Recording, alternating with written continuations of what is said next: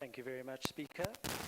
We have Councillor Benjamin, Councillor Shea, Councillor Crichton, Councillor van Dijk, Councillor Huggett, and Councillor Christians on private business, and we have Councillor Hooper, who had ill health. I also have 2 requests to leave early today. The one is Councillor Myers at 5 p.m. and the second is Councillor De Gama at 4 p.m. for private business. Thank you. Thank you, Councillor Dami.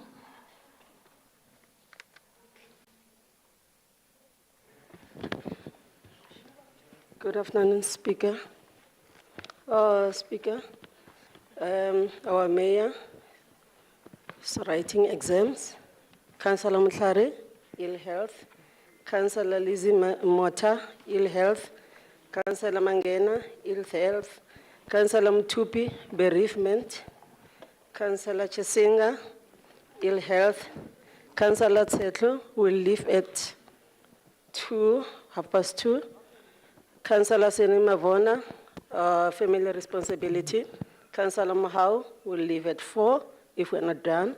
Councillor Mabuze, due to ill health, she was here. Councillor Tumelo Madiba, ill health. Councillor Mufukeng, ill health. Councillor Masuku will leave at 6 if we're not done. Thank you, Speaker. Thank you, Councillor Dami. Councillor Mhlongo. Thank you very much, Madam Speaker. Good afternoon to you. I deposit the leave of absence for Councillor Cook due to private business. Thank you.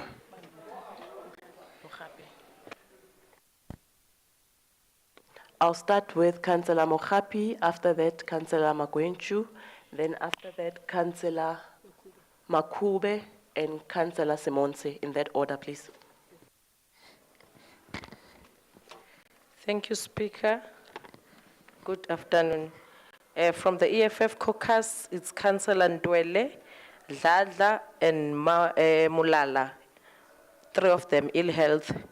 And I've got a request for early leaving from Councillor Makafula and MMC Chwaku around 5 o'clock.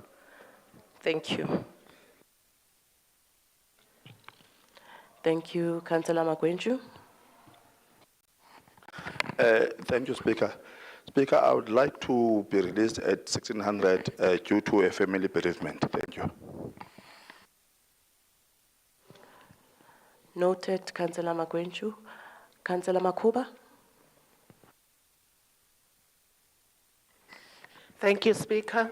Councillor Kanyile is out of the province. Councillor Makuba will leave at 4. Thank you.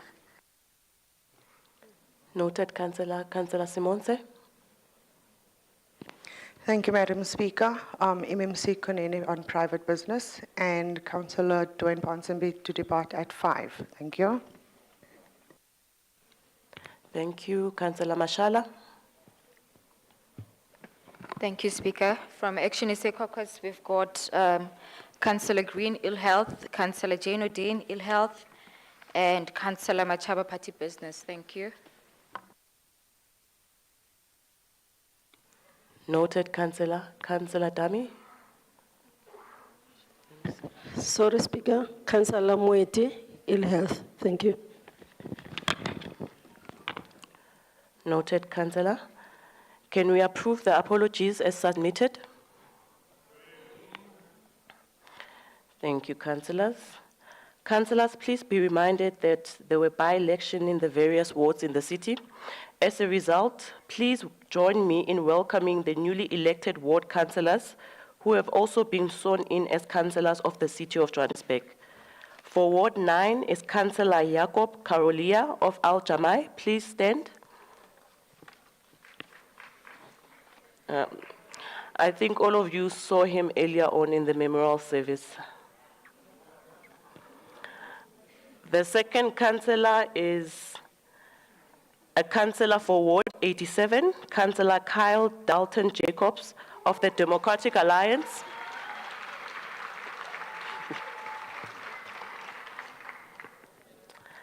For Ward 89 is Councillor Zandra Shaw of the Democratic Alliance.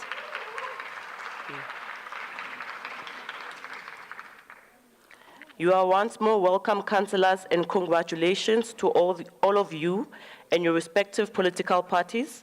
On behalf of council, we wish you well in your new responsibilities.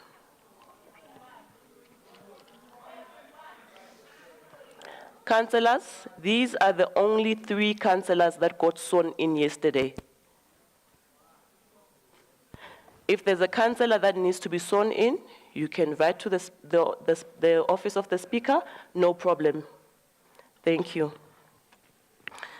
Please join me in wishing well the councillors who celebrate their birthday during the month of September.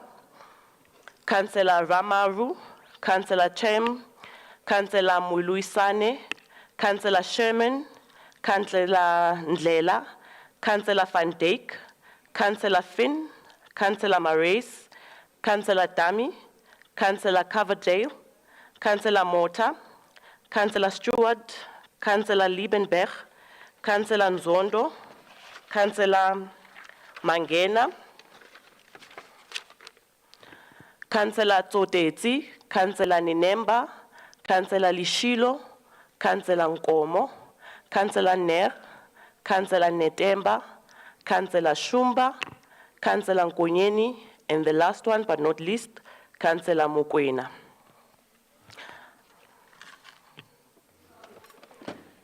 Thank you, Madam Speaker. Just a quick correction. It was Councillor Ichezonjoku's birthday as well. Thank you.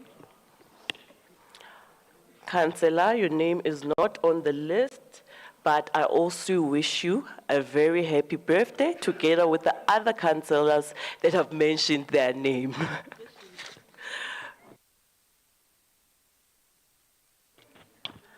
So they forgot so many people. Who are having Councillor birthdays. Lower Speaker, Councillor? Simonsa. Simonsa as well. Yes. Next Tuesday. No, it's fine. It's for the month of September, so you still, Councillor still Nyambe, right. Councillor Mbe. Councillor at the back. With respect, Speaker, I think you read December birthdays because most of our councillors you read was for December and not for September. I think you read the birthdays for December and not September. Well, the list came from Councillor Affairs, so that's what we received from Councillor Affairs. We'll sort it up with them. Councillor Moluisane, I thought you were going to be happy you're going to get a present this month while your birthday is in December.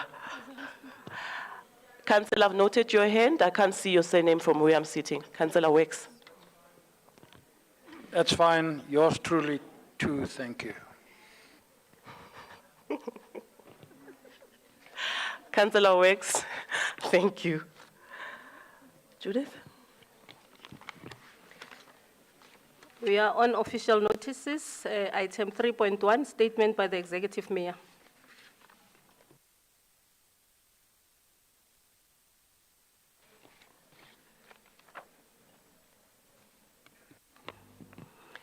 Item 4, confirmation of minutes of the 24th ordinary meeting held on the 29th of August 2024.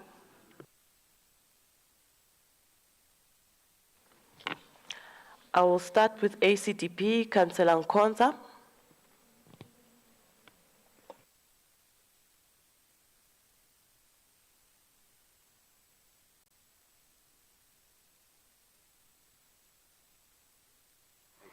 Thank you, Madam Speaker. Shalom, shalom. You caught me napping here. But it's not a long list. It's only just 2 proposed amendments. Page 14, paragraph 1, just to change Councillor Cook's to be good, not cope. And the last one, page 8, Councillor Harris did not leave at 4, though it was approved at council that he will be leaving at 4. He left with everybody else. Thank you very much. Thank you, Councillor Nkonza. I'll go to the Freedom Front Plus, Councillor Smith. Madam Speaker, there's no corrections on the Freedom Front today.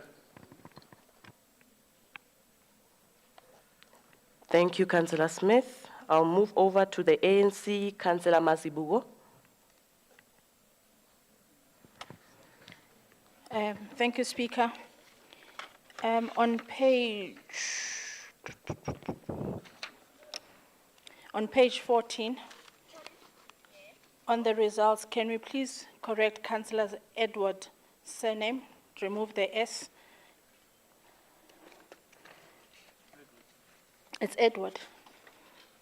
And then on page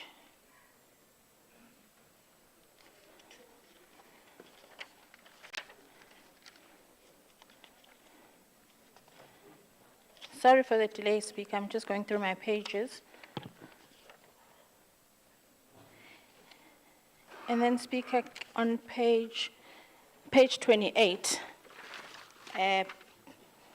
just after point number 5, the Speaker put the question to the Council. Can we please add the to that statement? And then can we also just be consistent in putting what the Speaker says to have there, because it changes the meaning of the statement. It's just those 3 changes. Thank you, Speaker. Thank you, Councillor Mazibugo. We'll move on to the DA, Councillor Forisho. Thank you, Madam Speaker. There are no changes from the DA. Thank you.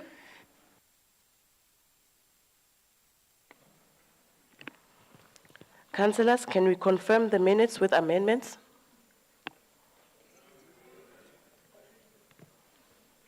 Thank you.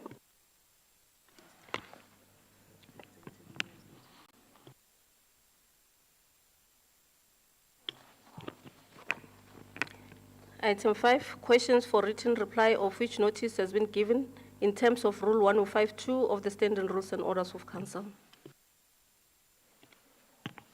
MMC Masugu. Good morning, Madam Speaker. Good afternoon. Apologies, Madam Speaker and fellow councillors. Madam Speaker, the responses to the questions have been loaded. Thank you.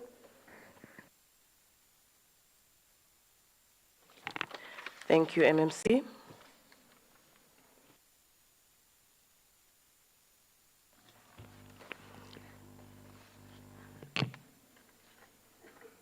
As Madam Speaker has indicated that she has acceded to the request to elevate item 7 motion, a motion of a vote of no confidence against the Chairperson of Gender, Youth and People with Disabilities, GOD, Councillor A.A. Haggard. At this point in time, I would like to call the proposer, Councillor Makwenchu.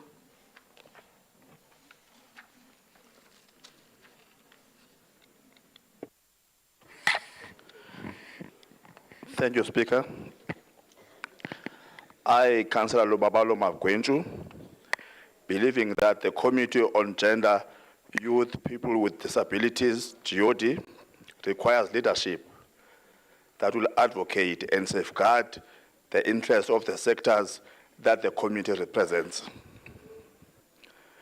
Believing that there is a need to restore GOD's effectiveness, ensure that it fulfills its oversight role with diligence in line with the committee's terms of reference. I therefore recommend that a motion of a vote of no confidence against the chairperson of the GOD committee, Councillor E.A. Haggard, be passed by council. That upon passing of this motion, the vacancy for the position of the chairperson of GOD be filled in accordance with Rule 24 of the Standing Rules and Orders of Council. I thank you.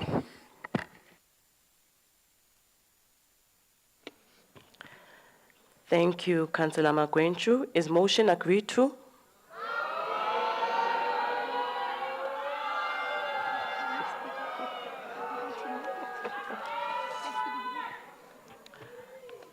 I can see that the House is divided. I would like the seconder, Councillor Zingebe, to take the podium.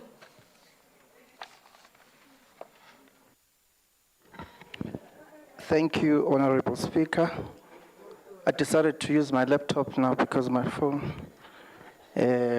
decides to leave me somewhere.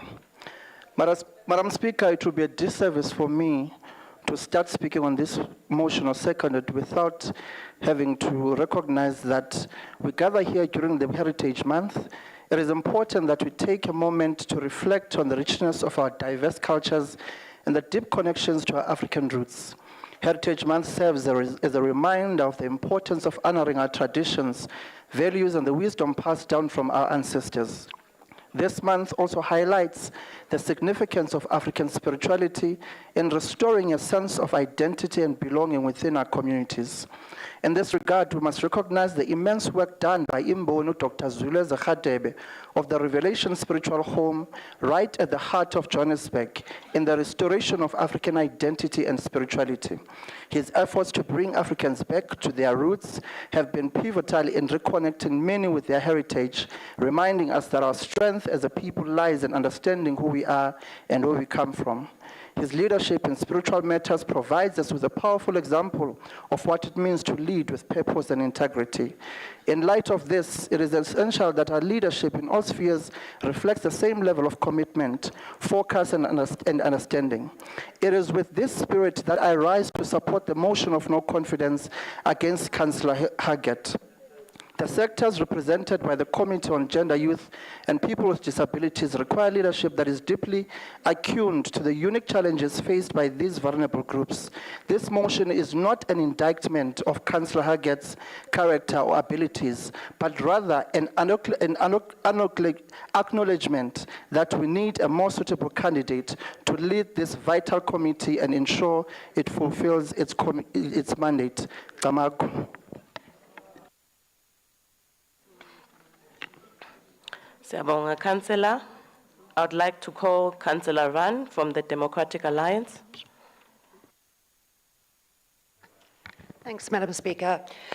Good morning, everybody. I'm rising, obviously, in opposition to this motion. We do not agree with the fact that Councillor Haggett has just barely touched the surface of her position here. She's had one meeting so far, which ran very effectively. It was completed and finalized within a 2.5-hour period, which is effective. She has also addressed a whole lot of invites to various MMCs for their attendance at the GOD committee.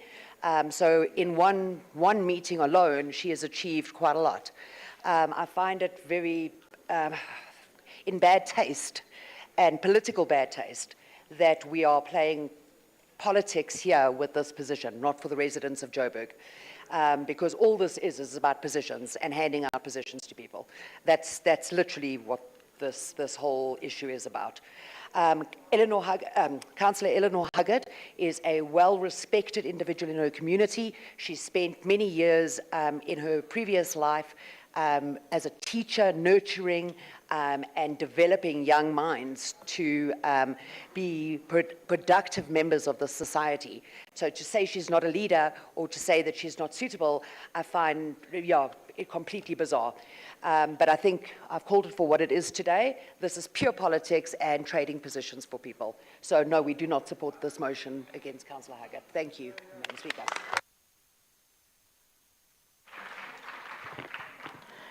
Thank you, Councillor. Councillor Harris from the ACDP.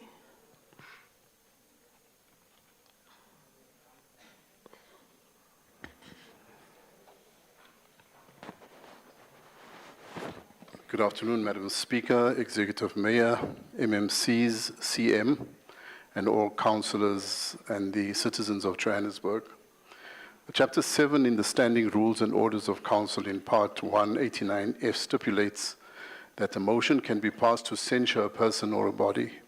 Censure means to criticize, condemn, denounce, reprimand, amongst other synonyms. What is unwritten and debatable in the rules is the tabling of motions to remove elected officials or to give effect to the insatiable desire for power and position. Chapter 3, Part 1, 24.3 states that the Speaker must preside over the election and appointment of the chairpersons of committees. The election of Chairperson Haggett was done in accordance with the rules of council. Rule 149.3E states that you are in contempt of counsel when you make injurious or false statements while speaking in council. It is a bald-faced manipulation of the truth that the elected chairperson has rendered the committee ineffective. The committee has had only one meeting thus far. Other than being white, what has the elected chairperson done to deserve the humiliation, disgrace, and dishonor of this frivolous motion? This is nothing but another chapter in the Operation Fat Allah's book of power grabbing. This frivolous motion is a scraping of the bottom of the barrel of power mongering. It is a naked attempt to ravage the spirit of the rules, to circumvent the unwritten decency principles, and to manipulate processes to achieve Councillor crude. Harris, there's a hand from Councillor Rapado.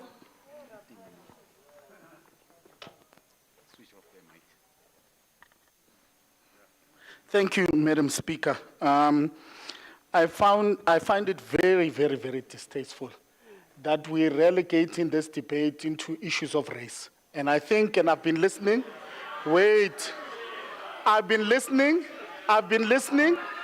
and in all the points that have been raised, there was never any point of race that has been raised in this issue. So I would like the fellow councillor to withdraw that statement about making it about race. It's not about her whiteness or Councillor non-whiteness. Rapado, what did you say about race, so we are all aligned? Yes, thank you. If the howlers can just keep quiet, then they would at least get to listen.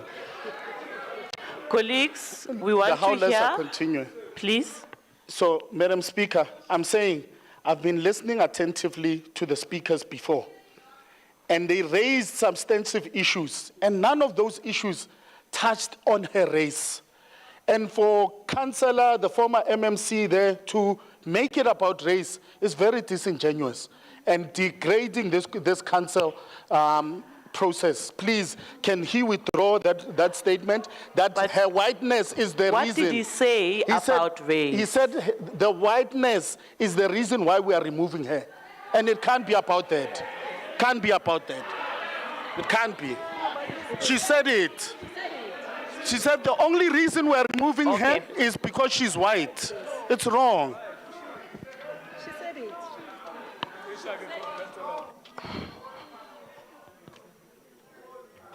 Madam Speaker, thank you so much. I just want to appreciate you allowing me to speak. It's not a point of order on a point of order. That's why I'm asking permission to speak. Okay. May I speak? You may speak, Councillor Thank Pelinda. you so much, Madam Speaker. Madam Speaker, precedents about race and colors of people's skin has been set in this chamber already.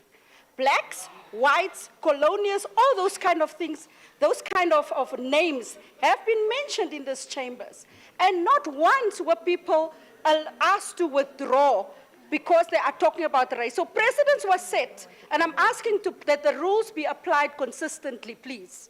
Thank you so much, Madam Speaker. Councillors, we really have a long day, and I can see that we are not moving along.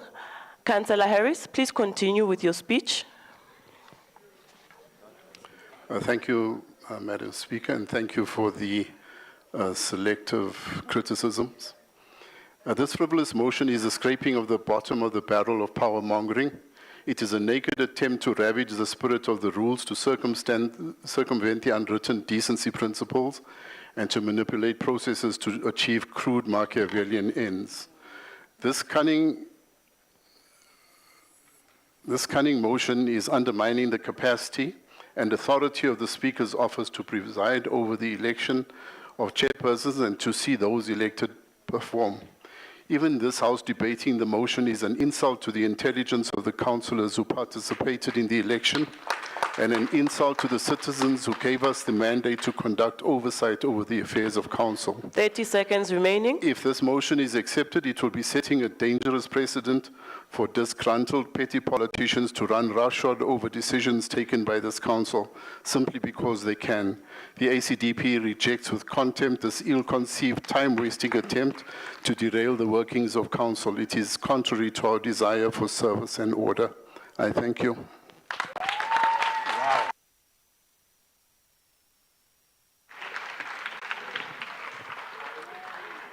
Thank you, Councillor. Freedom Front Plus, Councillor Pooh.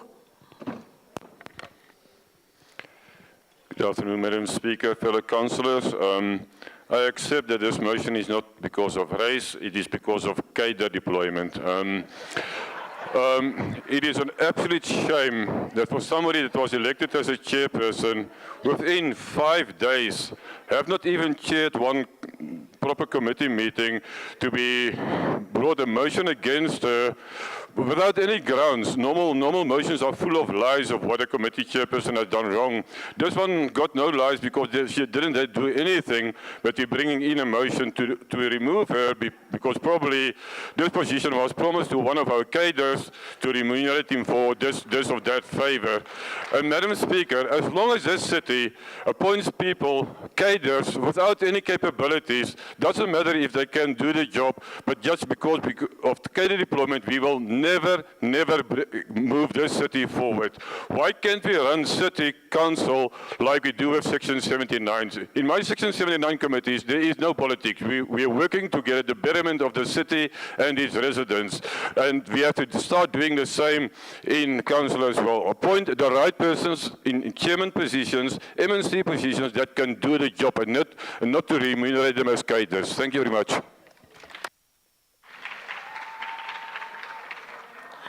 Thank you, Councillor Pooh. I would like to call the proposer, Councillor Magwenju. Thank you, Speaker. Speaker, I'm only requesting this council to decide. Sorry, Councillor Magwenju, I can see a hand on my left. Madam Speaker, we should be fighting for our residents' rights instead of fighting for positions in this council. Councillor. There you go, people. Carry on robbing our citizens. And let's fight for positions. Councillor, please sit down. We are already running late with our program. What you are doing now is utterly out of order. Councillor Magwenju, please continue. He has no reason.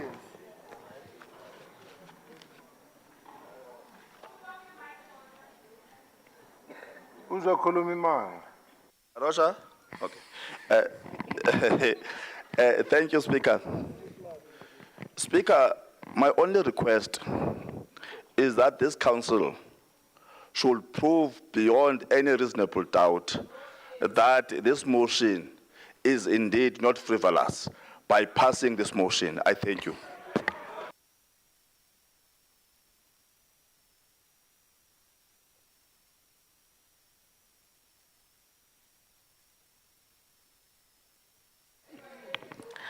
The debate is closed. Now we're going to start our voting process.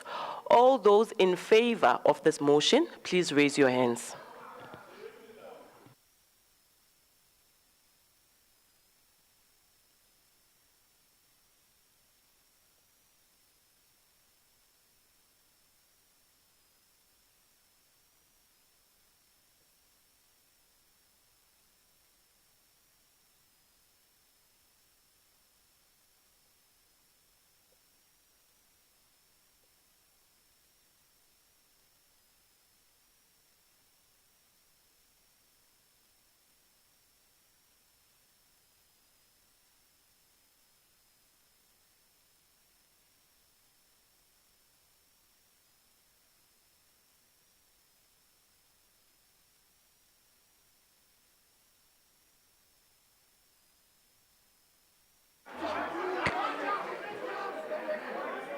DA, please vote with us.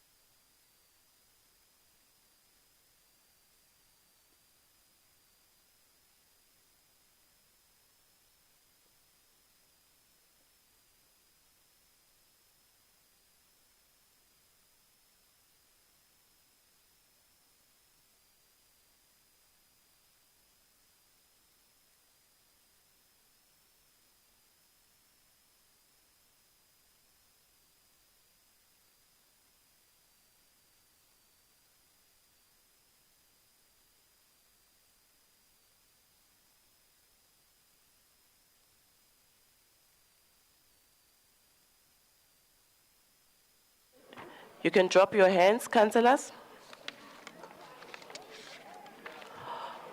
All those against this motion, please raise your hands.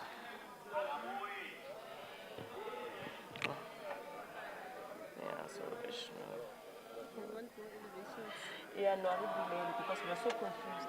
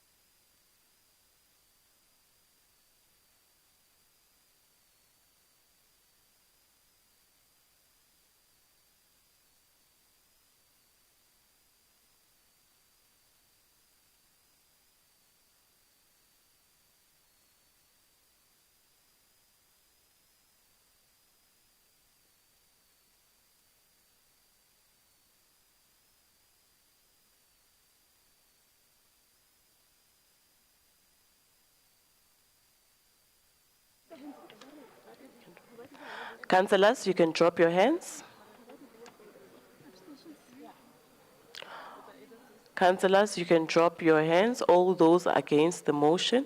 I can see 2 at the back.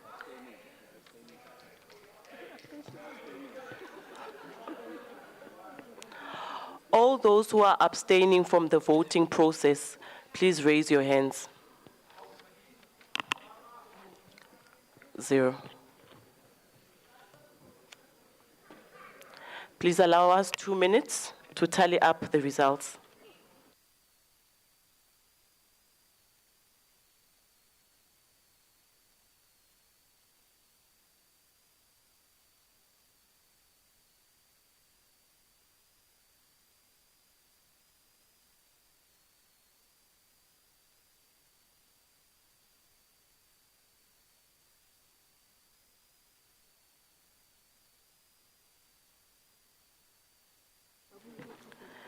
The results are as follows. All those who abstained, it's 0. All those against this motion, 65. All those in favor of this motion, 159. The motion is carried.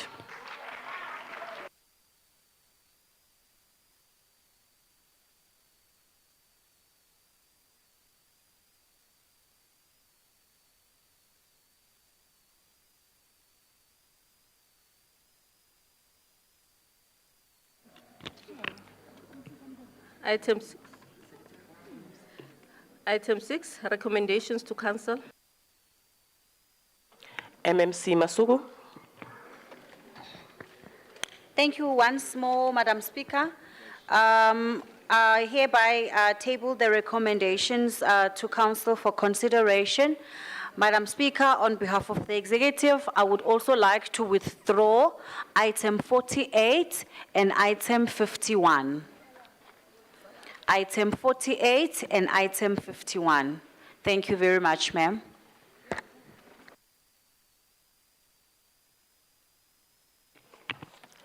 Thank you, MMC.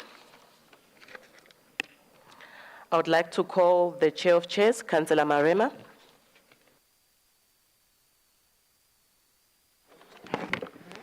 No, thank you very much, Speaker. All protocol observed. I rise to table the legislature report. Thank you very much.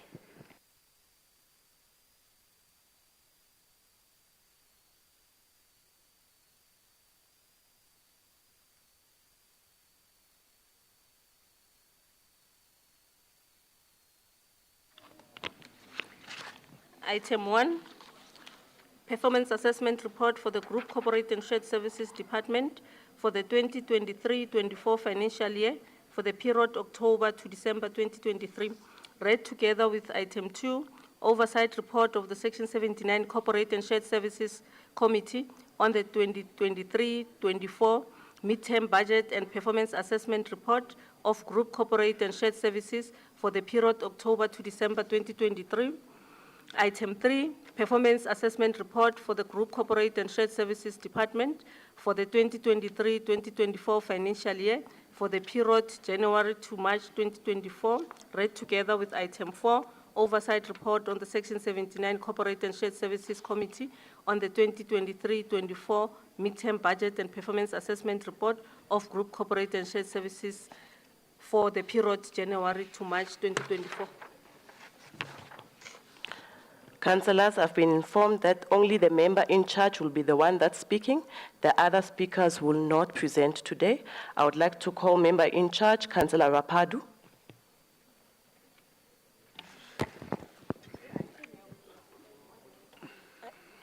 Which one? Thank you, Madam Speaker. Fellow councillors, I rise to table the second and third quarter oversight report of the Section 79 Corporate and Shared Services Committee on the second and third quarter performance report of the Group Corporate and Shared Services. Madam Speaker, I table the report. Thank you very much and move for the adoption of the report as well. Thank you. Thank you, Councillor Rapadu. The recommendations are on page 1, 5, 2, 7, to 2.8, 3.6, and 4.9. Are the items agreed to? Thank you, councillors.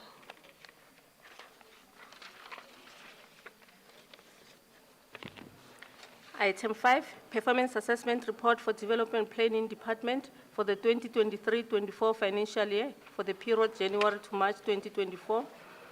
Item 6, Performance Assessment Report for the Johannesburg Development Agency for the 2023-24 financial year for the period January to March 2024, read together with Item 7, Oversight Report of the Development Planning, Section 79 Committee on the 2023-24 third quarter budget and performance assessment reports of the Development Planning Department and the Johannesburg Development Agency, JDA, for the period January to March 2024. Thank you, Judith. Councillors, if you've lost your keys, please come collect them by my seat. I would like to call member in charge, Councillor Kaldin. Thank you, Speaker. Speaker, I rise to table the performance oversight report of the Development Planning Section 79 Committee on the 2023-2024 second and third quarter performance reports of the Department of Development Planning and JDA. The committee recommends that Council approves the Section 79 Development Planning Committee oversight report and the second and third quarter performance reports. Thank you, Speaker. Thank you, Councillor Kaldin. The recommendations are on page 5.5, 6.5, 7.13 to 7.14. Are the items agreed to? Thanks, councillors. Item 8, Performance Assessment Report for the Economic Development Department for the 2023-24 financial year for the January to March 2024. Item 9, Performance Assessment Report for the Johannesburg Tourism Company for the 2023-24 financial year for the period January to March 2024. Item 10, Performance Assessment Report for Joburg Property Company for the period 2023-24 financial year for the period of January to March 2024.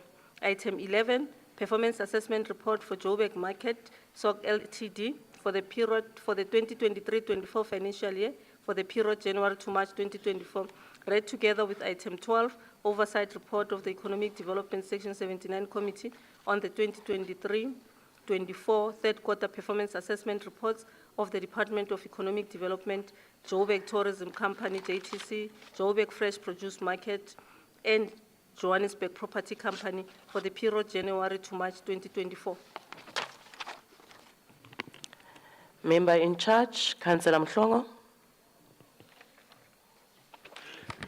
Thank you very much, Madam Speaker. Madam Speaker, I rise to table item 8, Performance Assessment Report for the Economic Development Department for the 2023-2024 financial year for January to March 2024, read together with item 9, item 10, item 11, item 12 to be approved by this council.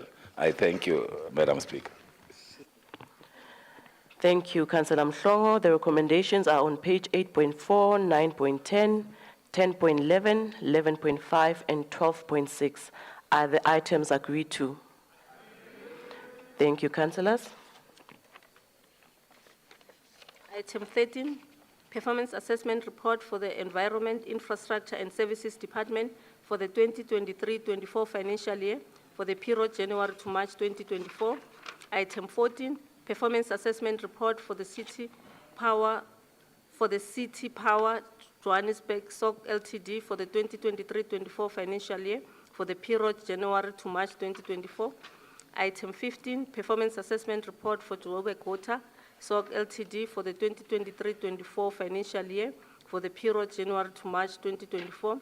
Item 16, Performance Assessment Report for Pick It Up Johannesburg SOC Ltd for the 2023-24 financial year for the period January to March 2024, read together with item 17, Oversight Report of Section 79, Environment and Infrastructure Services Committee on the 2023-24 third quarter performance assessment reports of the Environment and Infrastructure Services Department, Pick It Up, Johannesburg Water, and Johannesburg City Power for the period January to March 2024.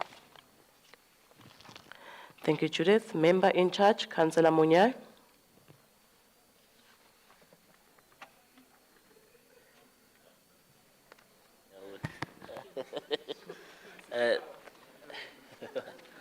Thanks, Chair. Thanks, Speaker. I rise to table the item. Why are you laughing, guys? Thanks, Speaker, for this opportunity. I rise to table the item, the performance assessment for environment, infrastructure, and also service department, read together with item 13 for city power, item 15 for Johannesburg Water, and also item 16 for Pick It Up, together with the oversight report for Section 79. Thanks. Thank you, Member in charge. The recommendations are on page 13.4, 14, 17, 15.3, 16.4, and 17.27 to 17.28. Are the items agreed to? Thank you, councillors.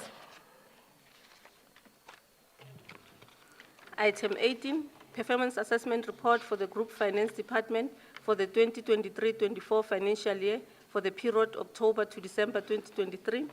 Item 19, Performance Assessment Report for the Group Information Communication Technology Department for the 2023-24 financial year for the period October to December 2023, read together with item 20, Oversight Report of the Section 79 Finance Committee on the 2023-24 second quarter performance assessment reports of the Group Finance Department and Group Information Communication Technology Department for the period October to December 2023. Item 94, Performance Assessment Report for the Group Finance Department for the 2023-24 financial year for the period January to March 2024. Item 95, Performance Assessment Report for the Group Finance Communication Technology Department for the 2023-24 financial year for the period January to March 2024.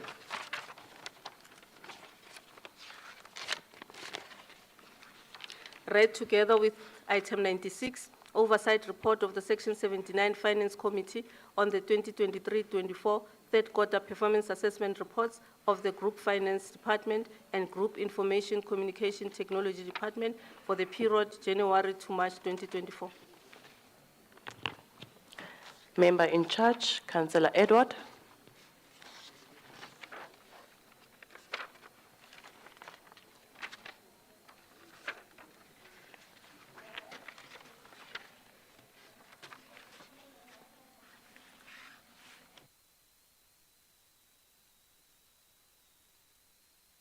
Oh, there we go.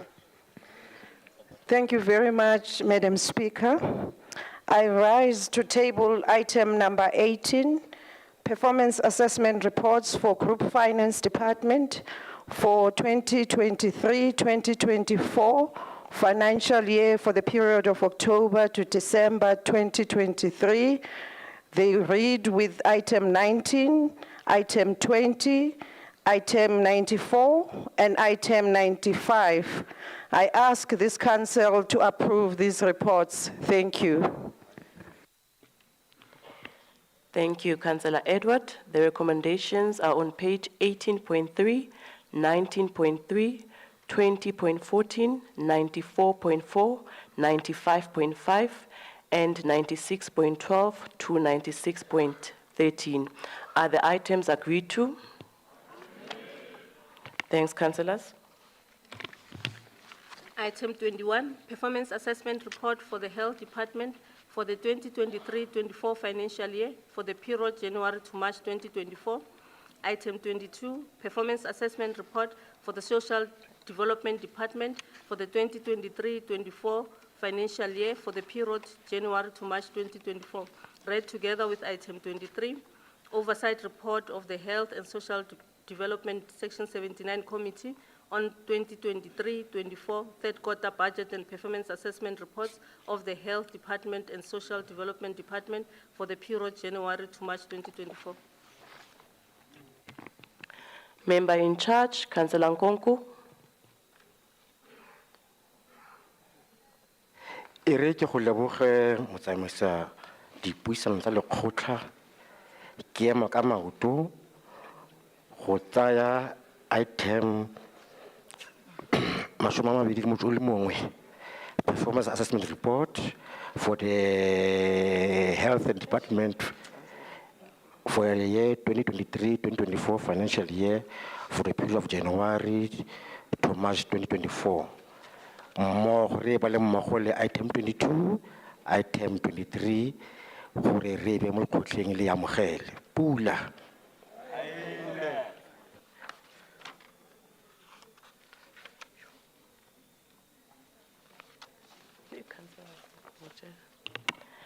Thank you, Councillor Nkonku.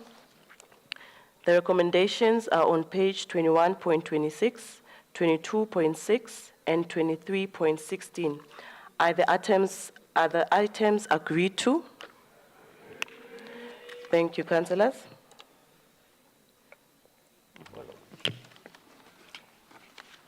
Item 24, performance assessment report for the Johannesburg Social Housing Company for the 2023-24 financial year for the period October to December 2023. Item 25, oversight report of the Human Settlement Section 79 Committee on the 2023-24 second quarter performance assessment report of the Johannesburg Social Housing Company, JOSCO, for the period October to December 2023. Item 26, performance assessment report for the Human Settlements Department for the 2023-24 financial year for the period January to March 2024.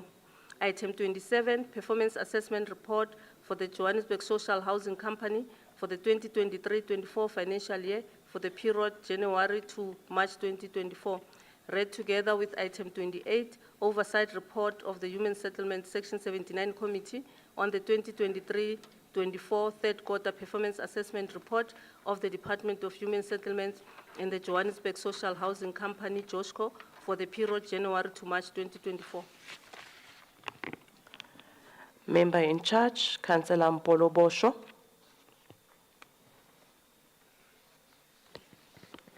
Thank you very much, Madam Speaker.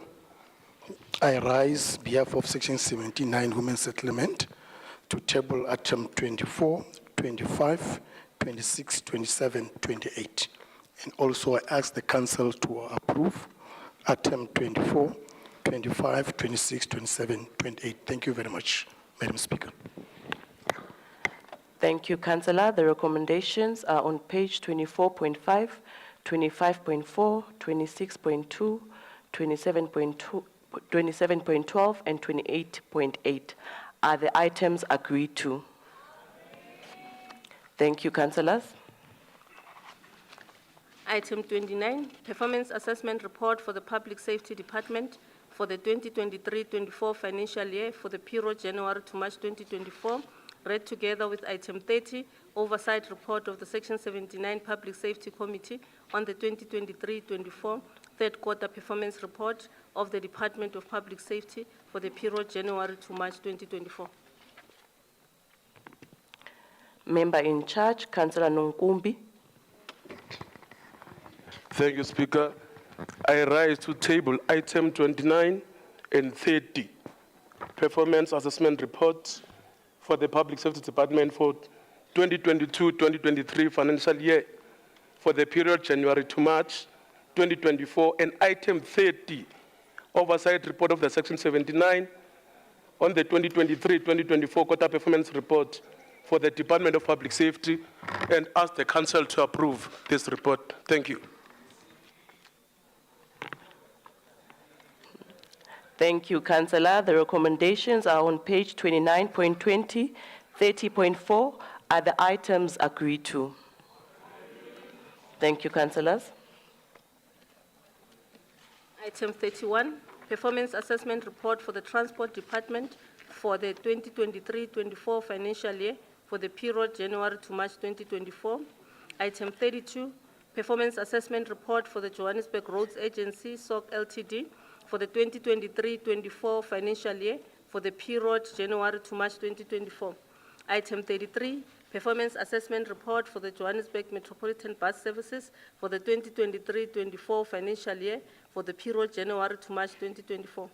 Item 34, Performance Assessment Report for the Metropolitan Trading Company Pty Ltd for the 2023-24 financial year for the period January to March 2024. Read together with item 35, Oversight Report of the Transport Section 79 Committee on the third quarter performance assessment reports of the Transport Department, Metrobus, Johannesburg Roads Agency, and Metropolitan Trading Company for the period January to March 2024. Item 36, Performance Assessment Report for the Metropolitan Trading Company Pty Ltd for the 2023-24 financial year for the period October to December 2023. Read together with item 37, Oversight Report of the Transport Section 79 Committee on the second quarter performance assessment report of the Metropolitan Trading Company for the period October to December 2023. Member in charge, Councillor Ndlela. Thank you, Madam Speaker. I rise to table item 31, Performance Assessment Report for the Transport Department for the 2023-2024 financial year for the period January to March 2024. Read together with item 32, 33, 34, 35, 36, and 37. The committee is requesting that the Council note the report. Thank you. Thank you, Councillor Ndlela. The recommendations are on pages 31.2, 32.11, 33.5, 34.4, 35.21 to 35.22, 36.3, and 37.6 are the items agreed to. Thank you, Councillors.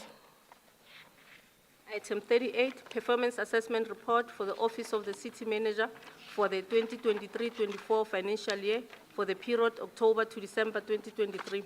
Read together with item 39, Oversight Report of the Governance Section 79 Committee on the second quarter performance assessment reports of the Office of the Chief Operations Officer, Office of the City Manager, Group Strategy, Policy Coordination and Relations, Group Governance, Citizen Relations and Urban Management, Group Communications and Marketing, Group Legal and Contract, Group Risk and Assurance Services, and Group Forensic and Investigation Services for the period October to December 2023.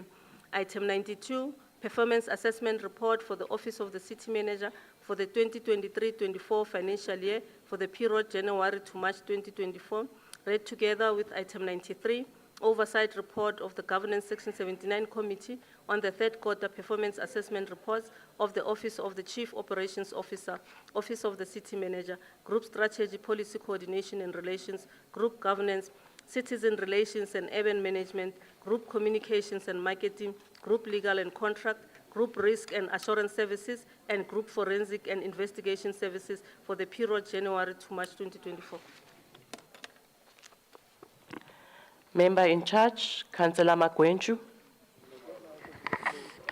Thank you, Speaker. I rise to table item number 38, performance assessment report for the Office of the City Manager for the 2023-2024 financial year for the period October to December 2023, read together with item number 39, item number 92, item number 93. I request Council to consider the reports. Thank you.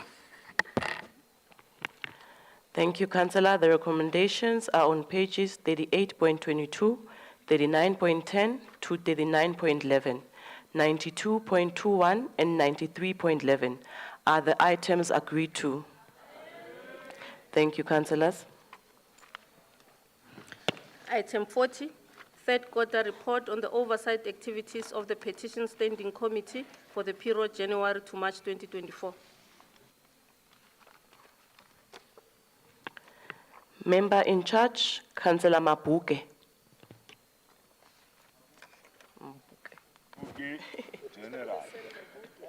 You'll excuse me, Chair, if I butchered your surname. Thank you, Speaker. I rise to table item 40, third quarter report on the oversight activities of the Petition Standing Committee for the period January to March 2024. The item is for noting by Council Speaker. Thank you. Thank you, Councillor. Indeed, this report is for noting. Is the report noted? Thank you, councillors.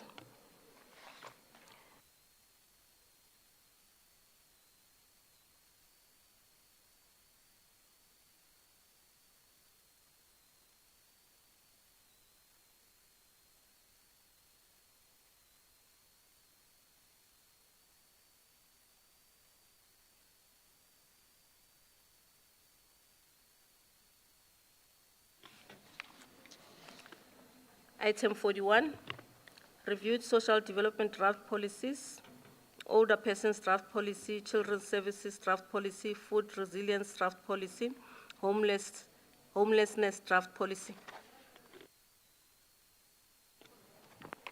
Thank you, Judith. Item number 41, we still have all the speakers. I'll start with Councillor Harris from ACDP. Madam Speaker, I rise to speak to item 41, the reviewed social development draft policies. The stipulated policies are critical to... Councillor Harris, sorry to disturb you. I see a hand. Councillor Marema.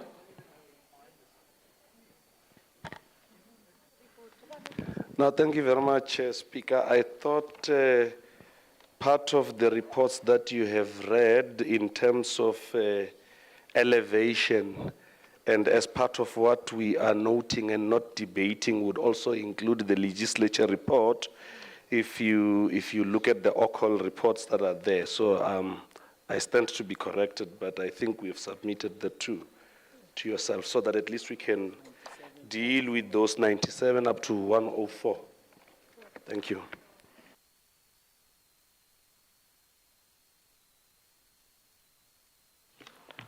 All right, Chair of Chair, I hear what you are saying. No problem. Sorry, Councillor Harris. We'll continue with legislature, and then after that, continue with executive.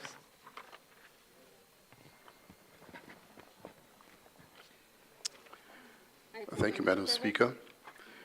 The stipulated policies... Councillor Harris? Yes, ma'am. Sorry about that. We'll continue with legislature as they asked to elevate them. After that, we'll call you for the executive reports. Thanks. I hope I get an extra minute or two, ma'am. Thank you.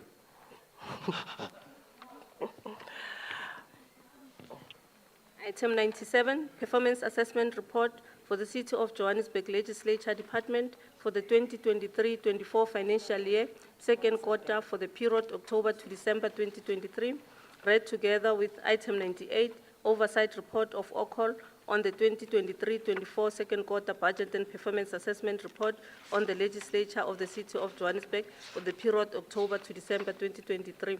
Item 99, Performance Assessment Report for the Office of the Ombudsman for the 2023-24 financial year, second quarter for the period October to December 2023, read together with item 100, Oversight Report of OCOL on the 2023-24 second quarter budget and performance assessment report of the Legislature of the City of Johannesburg Office of the Ombudsman for the period October to December 2023. Item 101, Performance Assessment Report for the City of Johannesburg Legislature Department for the 2023-24 financial year, third quarter for the period January to March 2024. Read together with item 102, Oversight Report of OCOL on the 2023-24 third quarter budget and performance assessment report of the Legislature of the City of Johannesburg for the period January to March 2024. Item 103, Performance Assessment Report for the Office of the Ombudsman for the 2023-24 financial year, third quarter for the period January to March 2024, read together with item 104, Oversight Report of OCOL on the 2023-24 third quarter budget and performance assessment report of the Legislature of the City of Johannesburg Office of the Ombudsman for the period January to March 2024. Member in charge, Councillor Ponsonby. Thank you, Speaker. Speaker, I rise to table the following items from the Oversight Committee on the Legislature, quarterly performance reports on the Legislature and the Office of Ombudsman. Items 97, going along to item 104. We request that Council approve them. Thank you, Madam Speaker. Thank you, Councillor. The recommendations are on pages 97.7, 98.9, 99.3, 100.6, 101.7, 102.9, 103.3, and 104.6. Are the items agreed to? Thank you, councillors.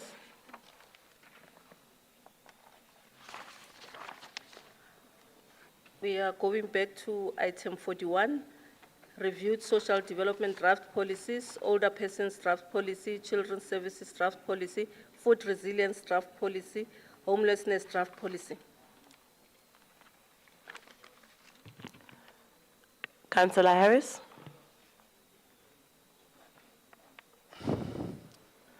Thank you, Madam Speaker. I rise to speak on items 41, the reviewed social development draft policies.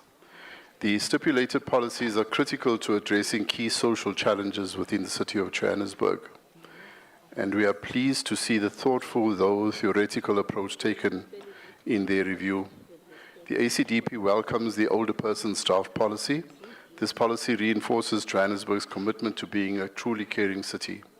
Our elderly citizens deserve our utmost respect and protection, and this policy underscores our responsibility to ensure that they live in dignity and receive the necessary care and support. Regarding the Children's Services draft policy, we strongly support the focus on the safety, well-being, and dignity of children. Though focus is placed on early childhood development, we believe more should be done for young people at risk of gangsterism in the townships. As the future of this world-class African city, our children must be safeguarded. We are particularly pleased with a plan to create a database of vulnerable children to expand the city's support services.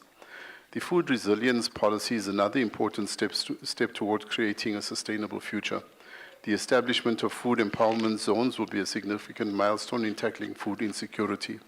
It is worrying, though, that the policy stipulates that these zones must be a minimum of 5 hectares.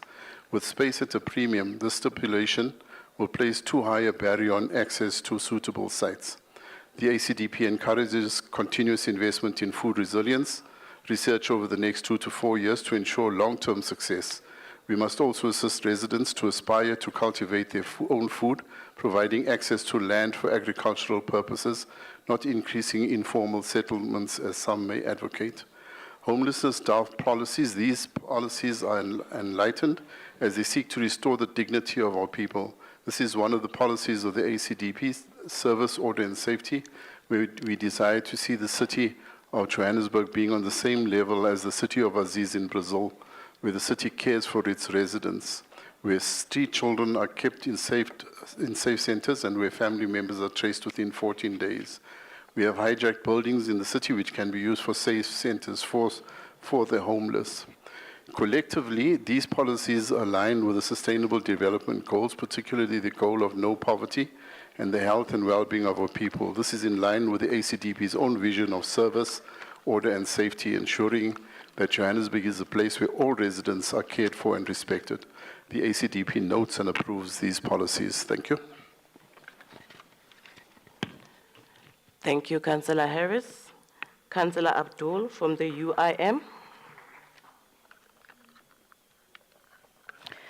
Good afternoon once again, Madam Speaker and all my colleagues. The United Independent Movement Caucus really appreciates, yes, a caucus. We appreciate the work and effort put into all these policies. In my heart of hearts, I'm actually on the ComDev committee. So there's just a few things that I would like to ask or highlight, and that is what or where is the Basic Education Law Amendment Bill being worked into, because the grade R's are now supposed to join the primary schools instead of doing their grade R's in the ECD schools, which means that preschools or ECDs in townships and communities will take a bit of a backseat.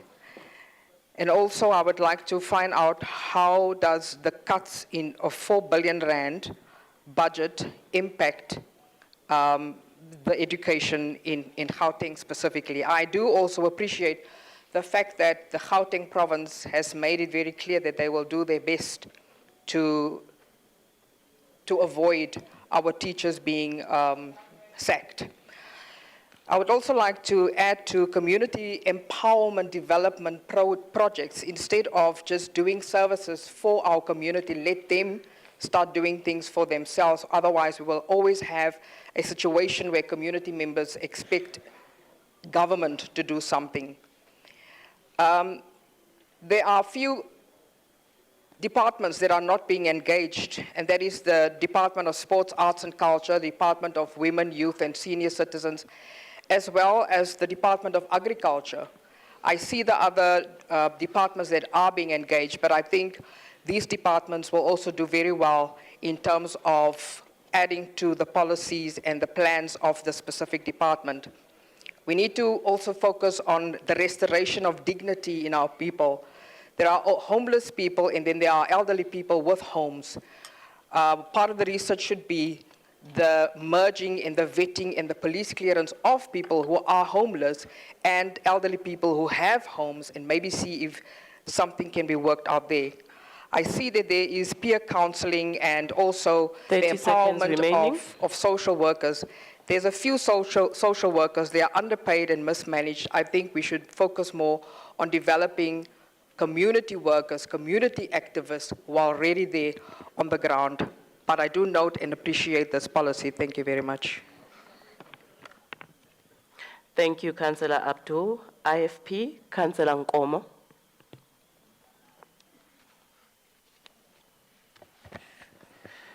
Thank you, Speaker.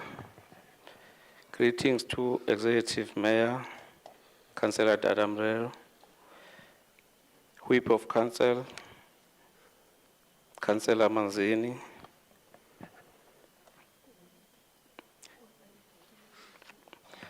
Councillor Mabaso, who's our caucus leader at the IFP.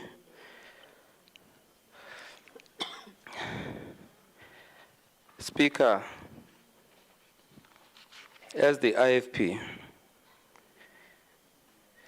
we do support the report. We do support the report.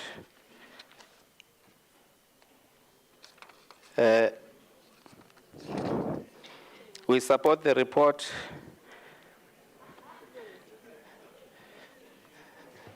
Thank you very much. We do support the report. Thank you.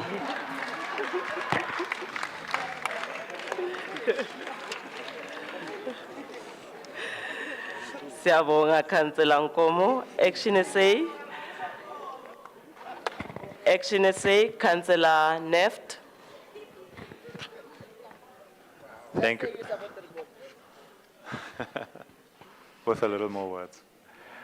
Thank you, Speaker.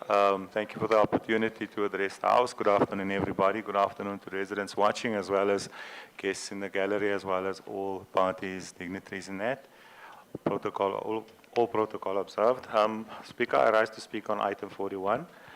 Action essay notes and approve the reviewed social development draft policies for older persons, children's services, food resilience, and homelessness. The said review and implementation hereof brings much needed relief and assistance for the children, our elderly, and homeless citizens within our city. Action essay approves the report. Thank you, Speaker. Thank you, Councillor Neft. DA, Councillor Forishaw. Okay. Thank you, Madam Speaker. Okay, no. There we go. Thank you, Madam Speaker. Democratic Alliance will approve all 4 policies under consideration. These policies have come a long way from the desks of the MMCs from the multi-party coalition, thankfully, mainly unchanged by subsequent political trade-offs. Because, much like our own social development policy, there is immense importance placed on the social welfare system acting as a springboard back into the economy, rather than a safety net in which individuals remain ensnared for the rest of their lives.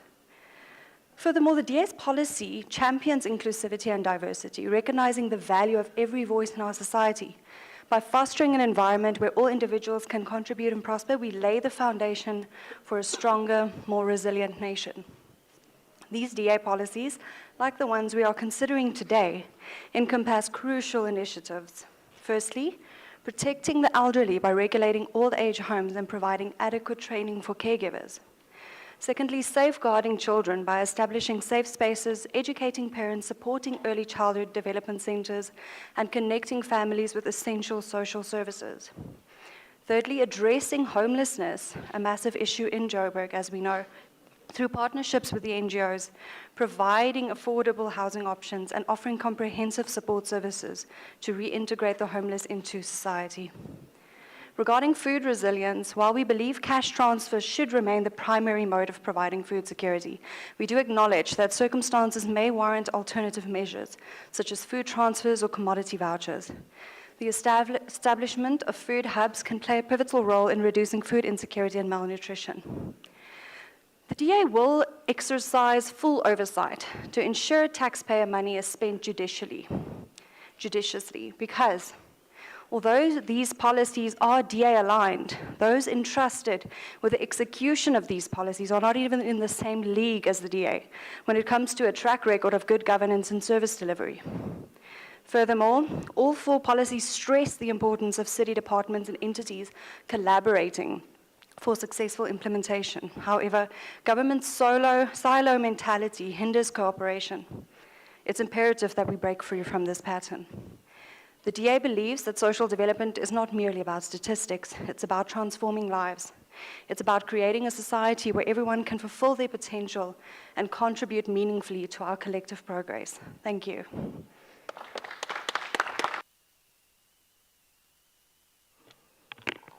Thank you, Councillor. EFF, Councillor Ndo.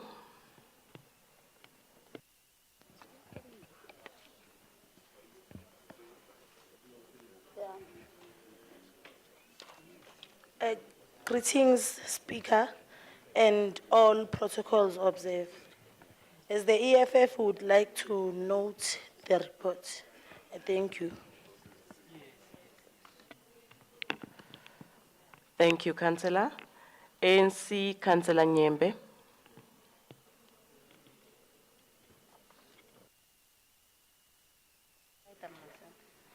Greetings, Speaker. As the Committee of Health and Social 79, we approve the report as it has been reviewed. Thank you, Speaker.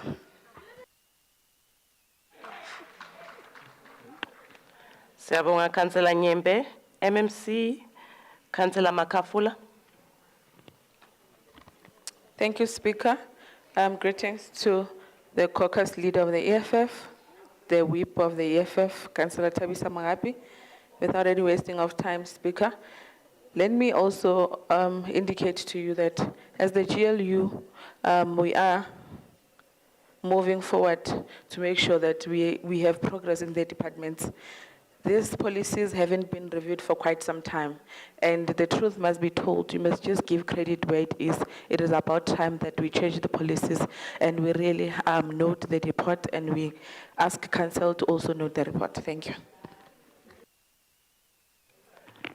Siyabonga MMC, the recommendations are on page 41.4. Is the item agreed to? Thank you, councillors.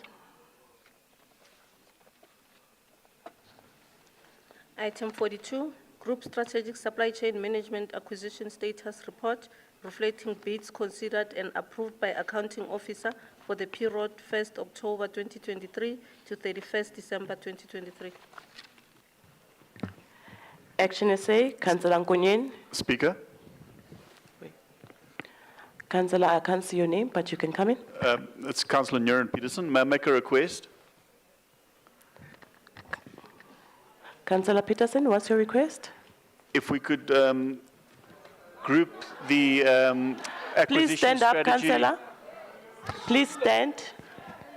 If we may group the acquisition strategic reports together for quarter 2, 3, and 4, being 42, 68, and 80.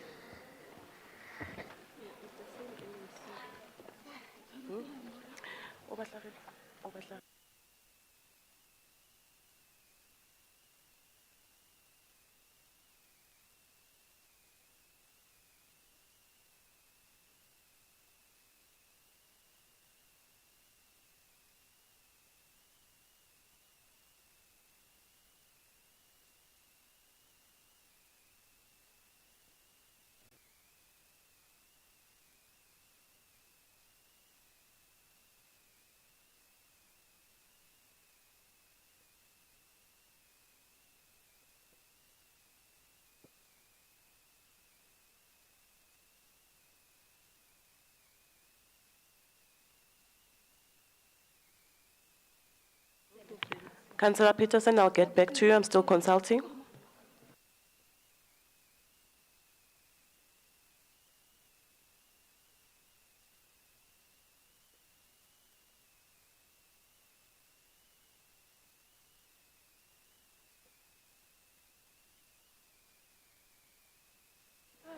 MMC Masugu, shouldn't this request come from you?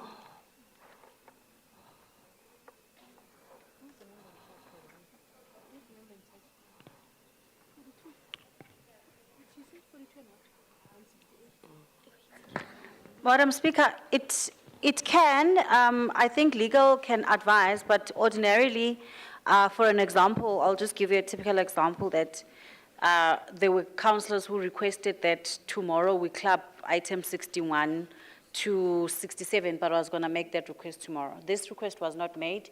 I was not aware of it, but I have no objection to it. If you are acceding, I have no objection.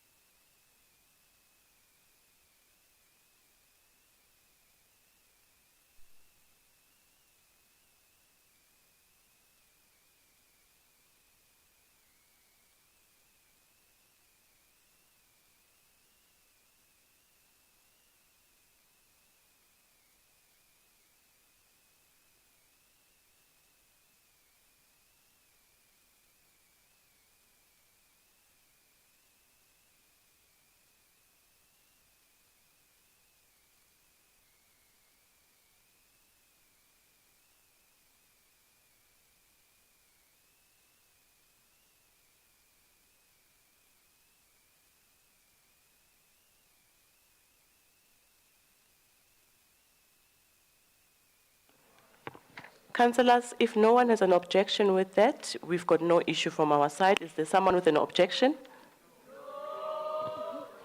Then we'll continue in that manner. Councillor Peterson. Thank you.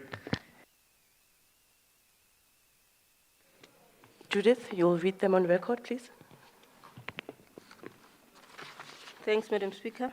I'll read item 42 again. Item 42, Group Strategic Supply Chain Management Acquisition Status Report reflecting bids considered and approved by Accounting Officer for the period of 1st October 2023 to 31st December 2023. Item 43, Group Strategic Supply Chain Management Operational Status Report for the period 1st October 2023 to 31st December 2023. Item 44, Group Strategic Supply Chain Management EAC Deviation and Ratification. Ratification reports that were considered and approved by the Accounting Officer for the period 1st October 2023 to 31st of December 2023. Item 68, Group Strategic Supply Chain Management Acquisition Status Report reflecting bids considered and approved by Accounting Officer for the period of 1st January 2024 to 31st March 2024. Item 69, Group Strategic Supply Chain Management EAC Deviation and Ratification Reports that were considered and approved by the Accounting Officer for the period 1st January 2024 to 31st March 2024. Item 70, Group Strategic Supply Chain Management Operational Status Report for the period 1st January 2024 to 31st March 2024. Item 80, Group Strategic Supply Chain Management Acquisition Status Report reflecting bids considered and approved by Accounting Officer for the period 1st April 2024 to 30 June 2024. Item 81, Group Strategic Supply Chain Management Deviation and Ratification Reports that were considered and approved by the Accounting Officer for the period 1st April 2024 to 30 June 2024. Item 82, Group Strategic Supply Chain Management Operational Status Report for the period 1st April 2024 to 30th June 2024.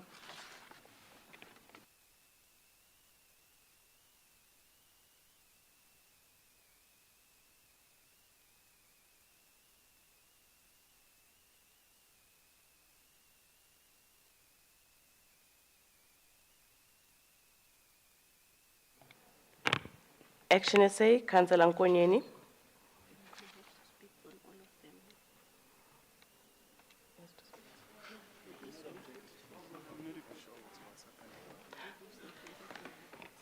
Madam Speaker. Councillor Nkonyeni, please be aware that you have to speak on all of them. Remember, we club them together.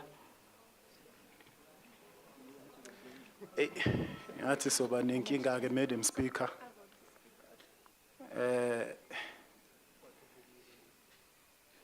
All right. Time allocated is, how much time are you giving him?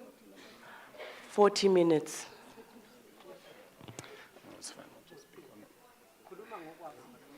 Ngiyabonga Madam Speaker, angibingelele amakhansela wethu, ngibingelele nakuwe Madam Speaker nalabo abasibukele emakhaya nalabo abasivakashele. Madam Speaker, we welcome the report. Actually, I rise to speak on item 42, 43, 44, item 68, 69. Madam Speaker, we welcome the reports and the bids that were approved as they speak to service delivery and the operations of the city. The economic development of the city and supporting of local business is of paramount importance, and as a result, we support projects that seek to elevate the lives of our people across the city. Madam Speaker, we will also be observing with keen interest with the aim to ensure that the city's finances are utilized as intended and that quality assurance is achieved.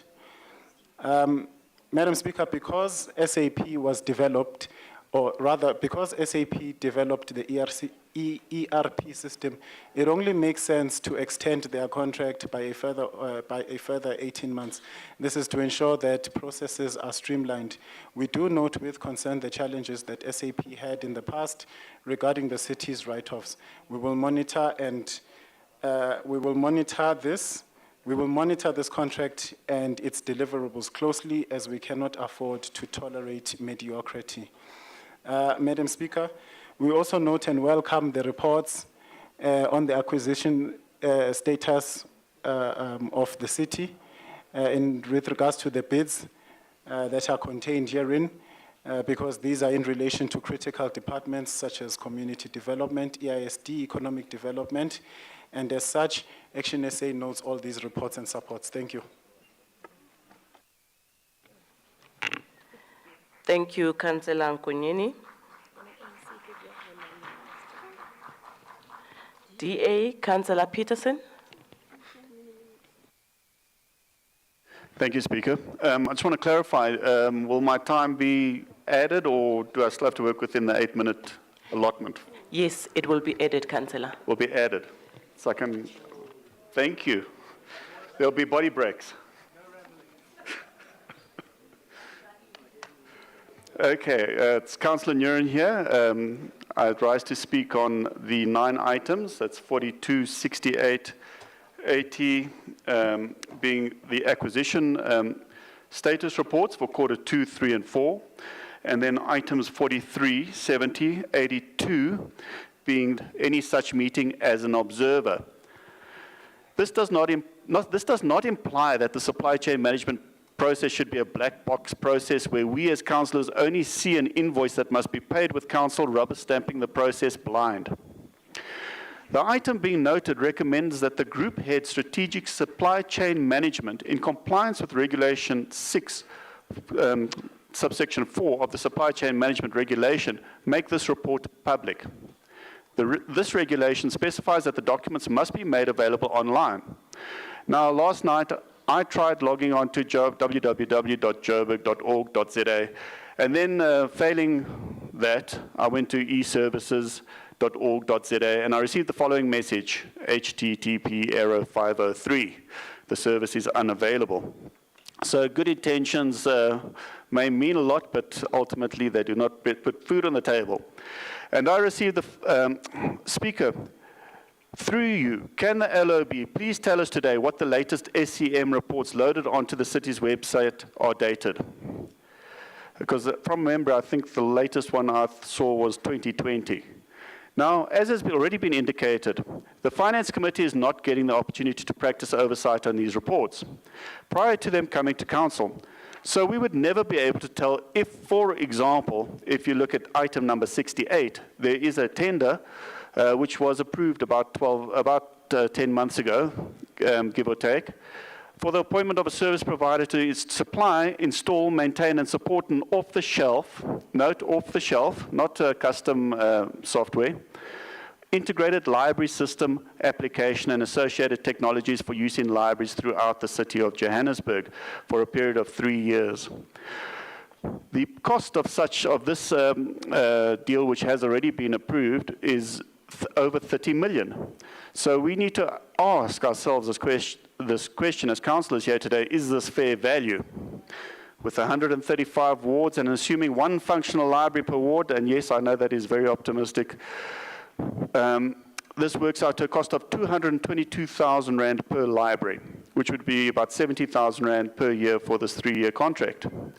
A quick search on Google tells me that we can purchase the go-to system for library, academic, and school libraries that does a whole lot of library stuff like cataloging, customizable tags, powerful search engine, issuing and returning, barcode scanner, importing of data from spreadsheets, auto-find calculations with SMS notification, and it goes on. The maximum setup cost is 40,000 Rand, and the maximum license renewal fee is 3,000 Rand per annum. Now, I'm not saying that 30 million Rand for this item that we are rubber stamping here today is not fair value. I would not be able to comment, given that this was never presented to the Finance Committee, and it is over 1 year old already. Gosh, sorry, I got excited there. But given the brief desktop research, it does appear that the committee should be getting a closer looking at the process the processes that were followed, and thereby be able to determine if they have indeed been followed. Is this not the least we can do for our residents and ratepayers who have been subjected to a 200 Rand levy for prepaid electricity? Do our residents not deserve to know why they are paying 30 million rand for library software? Note also that this project does not appear to have been presented to the ComDev committee either. Also note that as I stand here today, my local library is using the Cardex system. In case anybody's too young to know what a Cardex system, that's a little wooden box with cardboard cards that you put into the wooden box. So I hope that's not what we're paying the 30 million rand for. Also of concern is that it states in the report that only one bid was received. Let that sink in for a while. 30 million rand, one person put their hand up for it. The BEC's reason for awarding this bid is that it achieved the highest points. Well, of course it got the highest points. It also got the lowest points and all the points in between. It was the only bidder.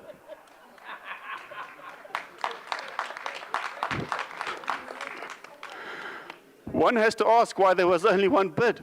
Libraries are not cutting-edge institutions. The bid is asking for an off-the-shelf product. There must be many solutions on the market, or is this a case similar to the driver's license car tender, which OUTA managed to convince National Treasury to review, where the BSC made the requirements so unique to a predetermined supplier that this only allows for one bidder? The issue here is that we do not know. We can only speculate now that we are seeing it for the first time a year after the fact. Not having had any oversight as to whether members of the committee are fully conversant with the powers and limitations of the committee, as well as all directives pertaining to supply chain management, including the relevant sections of the Constitution, Public Finance Management Act, and accompanying Treasury regulations, Preferential Procurement Policy Framework Act, Broad-Based Black Economic Empowerment Act, and accompanying regulations. All directives issued by the National Treasury, relevant provincial treasury, as well as the delegated powers issued by the accounting officer authority, and at all times act in accordance with the above-mentioned legislation, regulations, and procedures. These are the kinds of things that councillors can do during the oversight process, is ensure that those are adhered to. Having oversight on these matters via providing the reports to the Finance Committee timelessly would still fall within the requirements of Section 117 of the MFMA. This is the least we can do for residents, who must now pay an extra 200 rand on their prepaid electricity to plug the holes in what was and likely still is an unfunded budget. Note that all but one of the approved bids went to the highest bidders. Remember, there are 17 bids in this report, so 16 of those bids all went to the highest bidder. That's, in other words, the most expensive one. That's all for that section. Now we move on to the operational status report. That's items 43, 70, 82, quarter 2, 3, and 4. And basically, this provides an statistical management information pertaining to the group's strategic supply chain management activities, and to report on the exercising of certain delegation of powers given to the group chief financial officer as applicable to the group's strategic chain management. I don't have a lot of detail on this report. Again, we did not, this was never served in the committee, but I can just, I did a quick Excel calculation. It pertains to about 2.7 billion rands worth of direct purchases. Yes, that's correct. I believe my numbers are correct. That's quite a lot of money that's spent in 3 quarters. This is significant cash. That's, our loan from the French bank almost covers it. But not quite. The information, so basically this, as far as I can understand it, look, the report doesn't have any detail, so I can only speculate as to what direct purchases refer to. I believe it's probably this bottle of water here sitting on my desk. But what it works out to in numbers is that it works out to 114,000 rand per employee, assuming that half the city works in core, which is already a very generous estimation. So that's 114,000 rand per employee for 3 quarters. So what is the big secret? As we sit here today, we are aware of how much this bottle costs? If not, why not? What is the big secret? Section 117 of the MFMA is being abused, and our supply chain management policy in COJ is letting our citizens and ratepayers down. It is time that light was shone on the supply chain management process in the name of accountability and transparency. Moving on to the third section, which is EAC deviations. That's quarter 2, 3, and 4, items 44, 69, and 81. All deviations and the ratification reports approved by the accounting officer had budget provisions under respective votes. No deviation was approved without the approved budget provision. Budgets are not a target to aim for, but a tool to guide us to achieve our responsibility to the Joburg residents to build a safe and livable city. Chief Justice Advocate Zondo stated recently, it is clear that the tender processes are easily abused as a vehicle for patronage and corruption. Acknowledging that procurement is a requirement for all municipalities to function, it must be said that efficient procurement, which seeks to achieve value for the city and her residents, is paramount. It is our responsibility as councillors, as the legislative arm, that our oversight duties are performed to ensure that fair value is achieved across all portfolios. I encourage all my councillors to look at these items and look at what pertains to your committee and raise those questions in your committee if these things have not been brought to you. The report is noted with reservations. I thank you.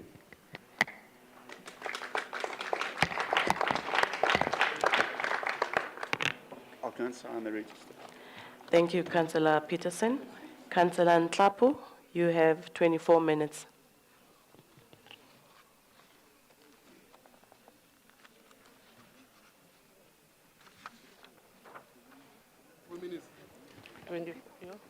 Greetings to the Speaker, to the Mayor, to the EFF caucus leader, to the EFF Chief Whip, and all councillors.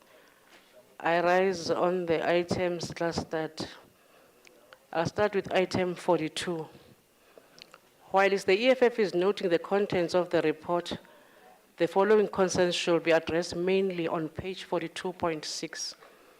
One bid was received for matric program for 4 months training.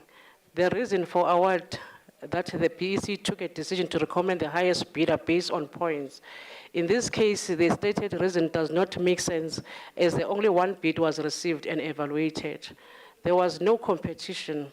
What is critical in terms of this award are the reasons why the bid was awarded, even when only one bid was received. Those reasons will be critical in establishing whether the requirements of equitable, transparent, competitive, and cost-effective procurement as stipulated in the section 217 of the Constitution were met. Approval by the Central Education Committee on 21st November 2023 for a metric program is concerning. It should be clarified which metric class was the training for. If it was for the metric 2024 class, and also given that the bid is for a short period of 4 months, why was the bid not cancelled and re-invite bids from the panel of service providers so as to ensure competition? In conclusion, the reports, while summarized, should be very clear and not raise more questions.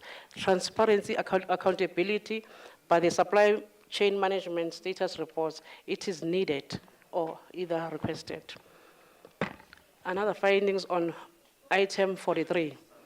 With the total value of all direct purchase for the second quarter was 1.397 billion, cumulative to 2.816 billion for the year to date. The COJ should look at areas of improving procurement and efficiencies in the procurement systems with an aim of containing cost and improving value of the money. Given the material value of the inventory held by the COJ, it is critical that assurance be provided to the council that the accounting officer has done an assessment of cash flow implications of holding inventory. The assurance should be coupled with a risk assessment of losses through stock theft and value of obsolete, expired, redundant, or damaged inventory. We need to be guaranteed that with the just over 100 million closing balance of stock as at 31st October 2023, the inventory operations are efficient. The EFF also note report. The item 44 findings, the fact that SEP South Africa Pty Limited is the original equipment manufacturer of the ERP system is noted. Of concern is the value project shown as VAT exclusive, when the general rule is that the value of a supply is the consideration price paid for the supply. In line with the preferential procurement regulations, all prices must include VAT or be VAT inclusive. From SEP, South Africa Pty Limited legal disclosure, they are VAT registered and will therefore charge VAT on VATable services. If therefore does not make sense, why the value of project on Annex A of 44.4 is disclosed as excluding VAT? Assurance is needed that there are no hidden costs on this bid, and especially on the license costs. In compliance with the preferential procurement regulations, the value of the project must be amended to be VAT inclusive. The EFF knows the report with the proposed amendment of disclosure of the value of bid to be VAT inclusive before any publishing of the report. The EFF knows all the report on all the clustered items. We note and approve all items. Thank you.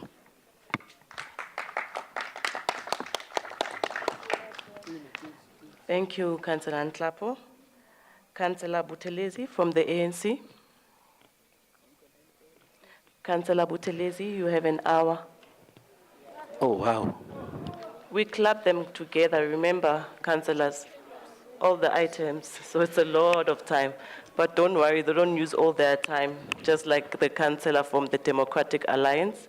He didn't use an hour and 10 minutes. Councillor Buthelezi. Thank you. Thank you, Speaker, and good afternoon to yourself. And let me take this opportunity to congratulate you on your new responsibility. Good afternoon to our Mayor in absentia, the executive, our fellow councillors, the visitors that we have, and the residents of Johannesburg.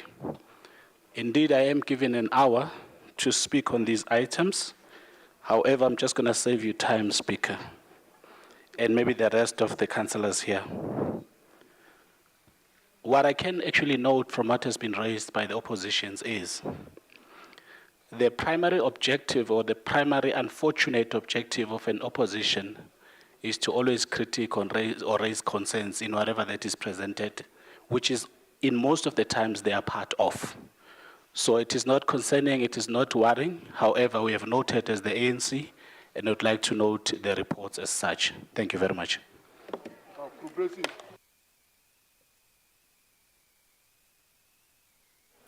Siyabonga, Councillor Buthelezi.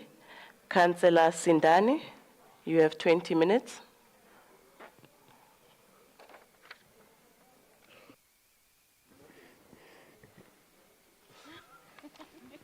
Greetings to the Speaker, greetings to the leadership and everybody who's here. We wouldn't like to waste your time, Speaker. We can see that everybody's tired. As the ANC, we know the report. Thank you very much. Thank you, Councillor Sindani. From the EFF, Councillor Zita, you have 12 minutes.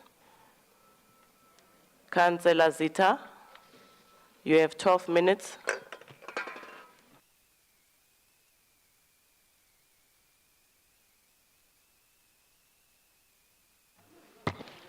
Thank you very much, Speaker.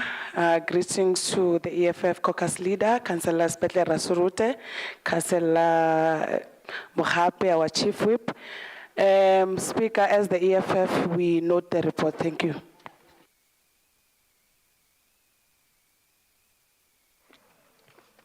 Thank you, Councillor Zita. Councillor Khatebe, you have 10 minutes.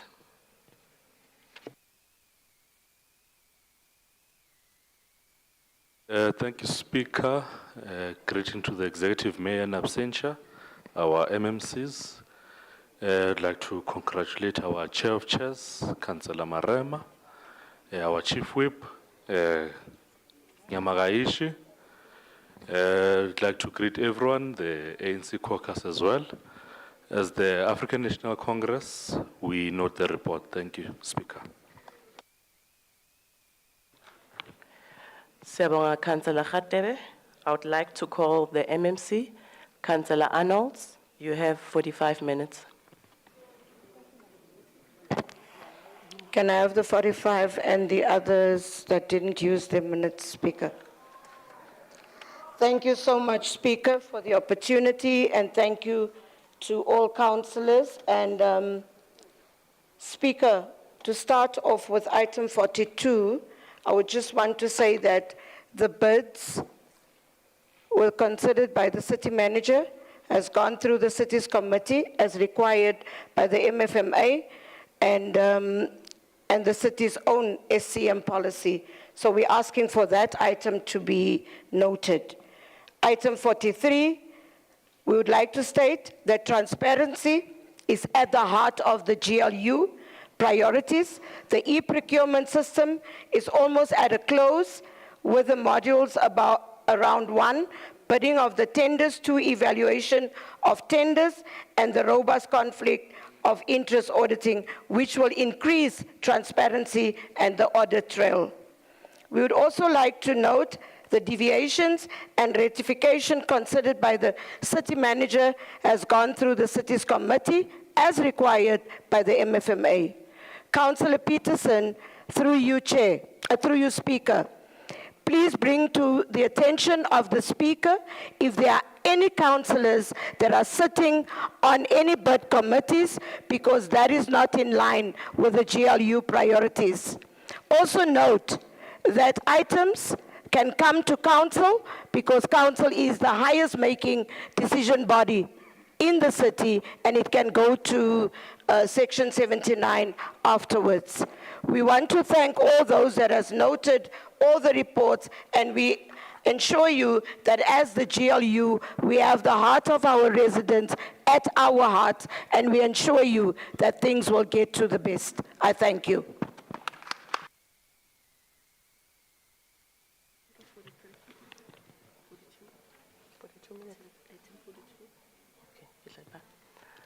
Thank you, MMC.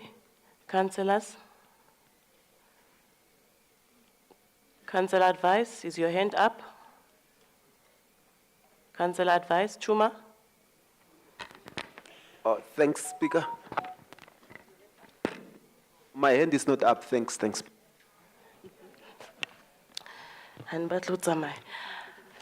you, MMC. Councillors, I'm going to read out the items, all of them clubbed together, it's 9. I'll start with item 42. The recommendations are on page 42.3.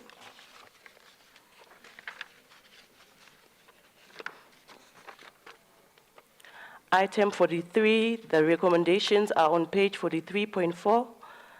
Item 44, the recommendations are on page 43.3.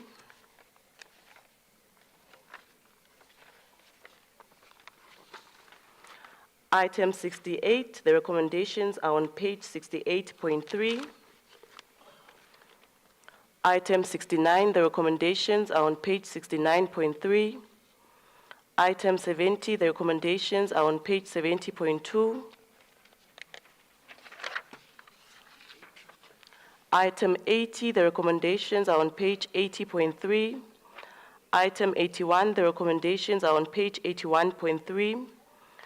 Item 82, the recommendations are on page 82.4. Are all these items agreed to?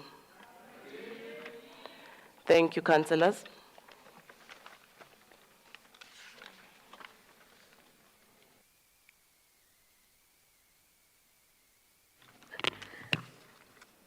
Item 45, request for approval to undertake public participation on the draft informal settlements policy of the City of Johannesburg. Action essay, Councillor Ntsidi.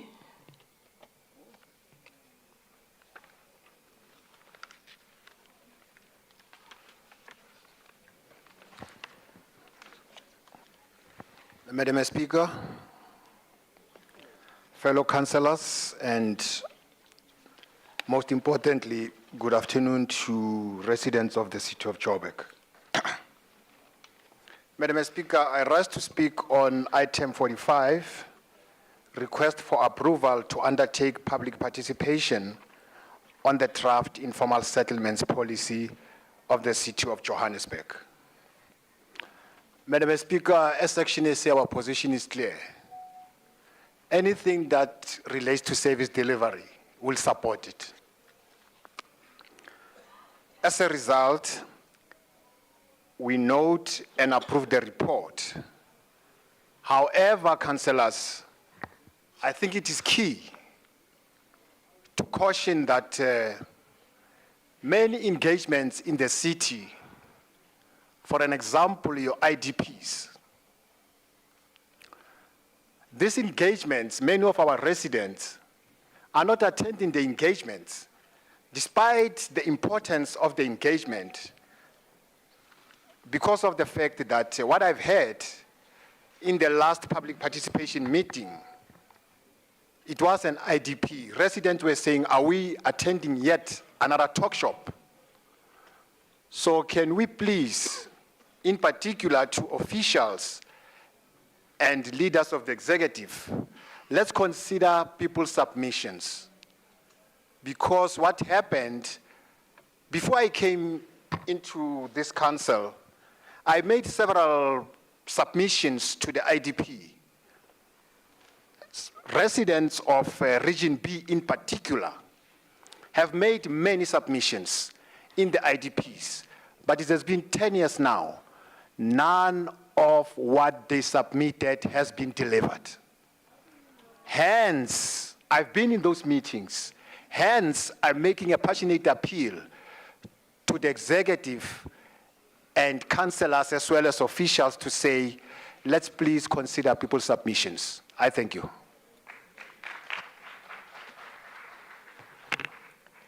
Thank you, Councillor Nsidi. EFF, Councillor Nenemba.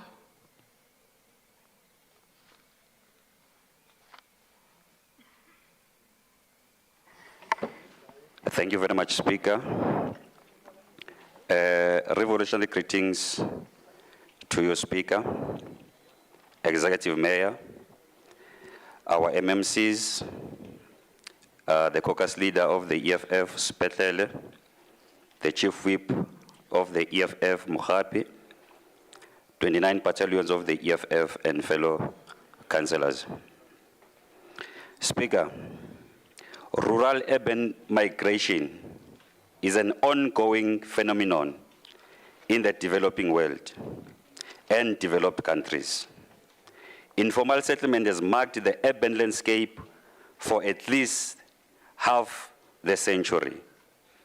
As cities have expanded, so as the informally developed residential areas. People continuously migrate to the city in search of better opportunities and ways of sustaining their livelihoods. And the number of informal settlements increases. Poverty and social exclusion is the main characteristics of informal settlements. As the results, those who live in these informal settlements are caught up in a cycle of poverty and are excluded from the society. Speaker, a number of policies or legislations, for instance, reconstruction and development program was introduced with the objective to providing housing and services, reduce and eradicate informal settlement in South Africa. The government also introduced another program called land reform. This program was also aimed at redistribution and restitution of land to previously disadvantaged communities, especially women. Speaker, there were a number of legislation or policies introduced in South Africa to reduce and eradicate informal settlements, but they all failed. It is because of the 7% of the population who own more than 80% of the land in South Africa, which is white people. Speaker, white people made it impossible for the government to eradicate informal settlements. Councillor Nenemba. Yes. Let's give Councillor Rain an opportunity. Let's hear what she has to say. Madam Speaker, just as a point of order, we've just had this conversation earlier this morning, okay? So if we're going to make sure that we don't fall into this trap of becoming a racial environment, please. Thank you. Are you white? Councillor Nemba, please continue. Thank you very much, Speaker. Speaker, as I said white people. Speaker, white people made it impossible for the government to eradicate informal settlements. Instead, they saw an opportunity to make money by selling the land they stole from black people at an excessive price. Speaker, no legislation or policy will ever solve the pandemic of the forever growing informal settlement in the city of Johannesburg, except the amendment of Section 25 of the Constitution, which will make it possible for the state to expropriate land without compensation for equal redistribution. Speaker, it is these informal settlements where over 50 or more women, 20 seconds remaining, 50 or more women share a toilet, exposing them to bacteria causing urinary tract infection. It is these informal settlements where black people are subjected to lack of basic services, pollution, overcrowding, poor waste management. The EFF will continue to call for the expropriation of land without compensation for equal retribution, and that will be the end of informal settlements in South Africa. The EFF support and approve the report. I thank you.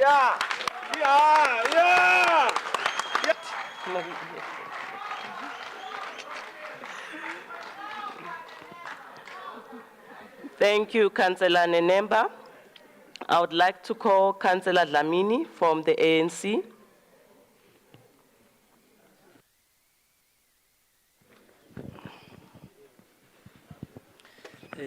Thank you, Speaker. In relation to this item, as ANC,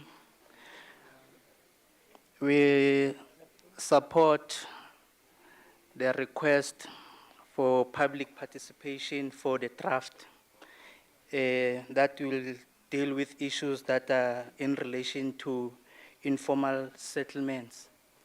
And therefore, I think with this draft, it will also assist the public in order to understand what is the cities actually expecting to achieve with these public meetings that are supposed to happen. And therefore,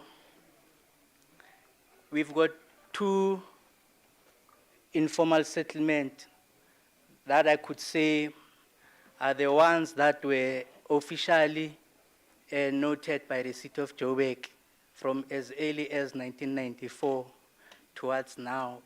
And there is a data, I believe, that reflects all the informal settlement. And again, there are those informal settlements that happened through land grabs. And at the end, all those informal settlements, they really supposed to get services from the city. And we know that which services we're talking about. And again, bylaws for now are not actually being enforced. But going forward, after the policy is being crafted, we believe that bylaws will be enforced at the right situation. And again, MMC, I think you are the right person to be there because you are the tried and tested. It's for the second time now we are on this position. We are expecting that to assist the city to go forward with these issues before 2026, because after 2026 things will change. And then,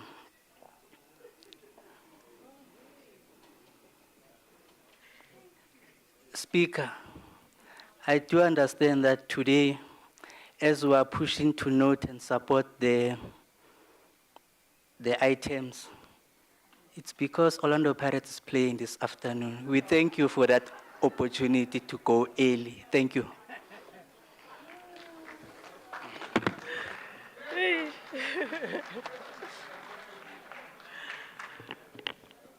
Siyabonga Councillor Dlamini. MMC Mabaso.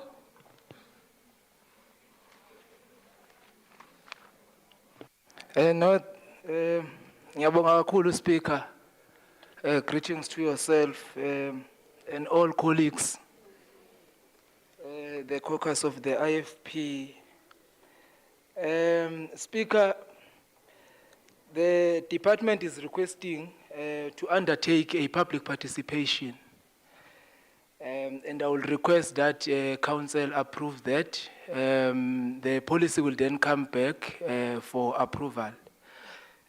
So ileso sicelo nje ngizoba naso. Okunye nokunye ke siyokukhuluma Speaker, ngicabanga ukuthi ke sesiyokukhuluma ke police mayisibuya for approval.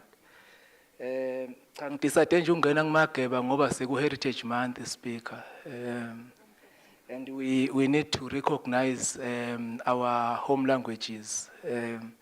Kodwa Speaker ngiyafisa ukusho ukuthi ama-ward councillors kuyobaluleka ukuthi bewa encourage imphakathi yakithi ukuthi bekwazi uku-attenda ukuze bekwazi uku-understanda ama processes i-city ekuwona in terms of uku-upgrade ama-informal settlements ethu.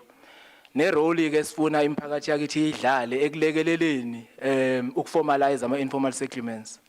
Ngoba eqinisweni akusizi umuntu ukuthi ungathi mawuqala i-process yokuformalize informal settlements after you have identified maybe 300 shacks in the informal settlement, but when you start to introduce a development, then the informal settlement then expand or grow to 400.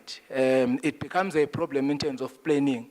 And that's why it's imperative for the residents to understand the processes that the city engages on when it comes to the development and the formalization of the informal settlement. So kuyosiza ukuthi ama-councillor nawo bonke abaholi uma kukhishwa transport, because a report is also indicating that transport will be provided for those that will be in attendance, so that sizokwazi ukutransporta wonke umuntu abeyingxenye yalama sessions la ukuze abantu bekwazi uku-understanda kahle, ngoba iyahlupha lento yokuthi umuntu sinethe singamcounta bese cabanga ukuthi kuphasile kanti thina suke sicounta ngoba MSC. Kalubambe kancane. Thank you very much, Madam Speaker. Can we please just have everything interpreted to English so that we all are included, please? Thank you so much. No disrespect to you using your home language. We just want to be on the same page. Thank you so much.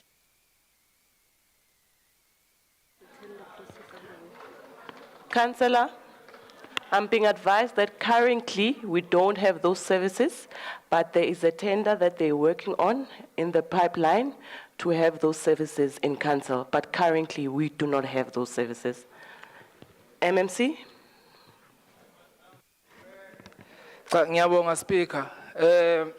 Bengisho ke lokho Speaker ukuthi kuzobaluleka ukuthi siyisize imphakathi yakithi ukuthi bayingxenye yalama sessions lawa, kodwa ke uma isibuya ipolice ngicabanga ukuthi ke ama councillors azoba nethuba elanele lokuthi bekwazi ukudebate akuyona ngoba kuzobe sekubuya i-final draft esizo approve i-council. Ngiyabonga kakhulu.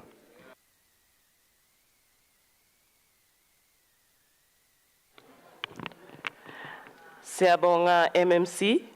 The recommendations are on page 44.3. Is the item agreed to? Thank you, councillors. Item 46, ratification of resolution passed by council on the public participation process in respect of Walter Sisulu Square of dedication to include ERF 11833, 11884, 11885, 11886, 11887, 11888, 11889, Pimville Zone 9, portion of portion 4 of F 11915, Pimville Zone 9, and a portion of the remainder of Farm Freehold 389 IQ. Action SA, Councillor Mohlala.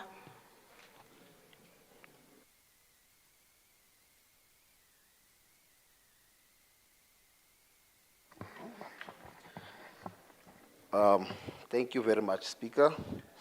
And good afternoon to you, good afternoon to councillors, and good afternoon to the fabulous 44. Speaker, let me first acknowledge this opportunity to be given here. Speaker, I rise to speak on item 46 on the rectification passed by council on the public participation process in respect of Walter Sisulu of dedication to include EF 1188 3 to EF 1188-9. That's in Pinville Zone 9, portion of 4 of F 1191-5 in Pinville Zone 9 and A portion of Retmanda of Farm Holding. Speaker, as Action SA, we acknowledge and accept this item. However, Speaker, this item, as long as it will be taken to public participation so that the community can have an opportunity to have a say on it and be brought back with a public participation report. I thank you, Speaker.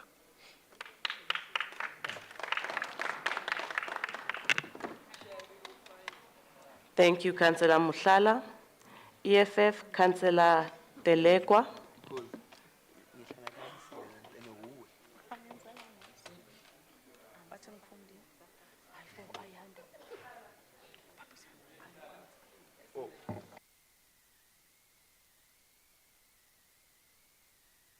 All right. Thank you very much. Thank you, Speaker. I'm speaking to you for the first time while sitting there. I'd like to greet everyone in council, more especially to the 29 battalions of the EFF.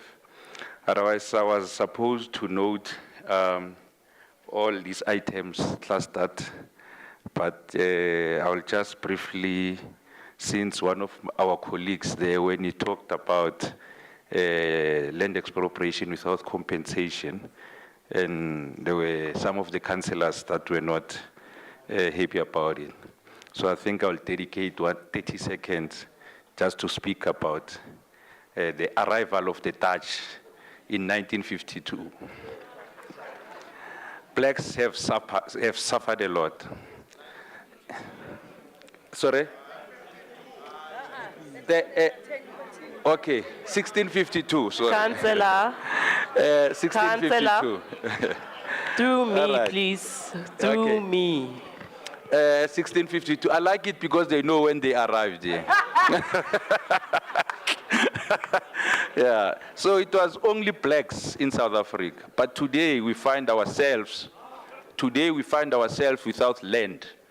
Even the wealth and income data that you see in South Africa, that was published in 2019, it says the minority have almost all the money that's supposed to be belonging to the people of South Africa. So I'm saying we must look at the policies that will make sure that our people who live in the squatter camps and those who cannot afford, we make sure that they get what belongs to them. And we cannot achieve that without expropriation of land, without compensation. As EFF, we know that. Thank you.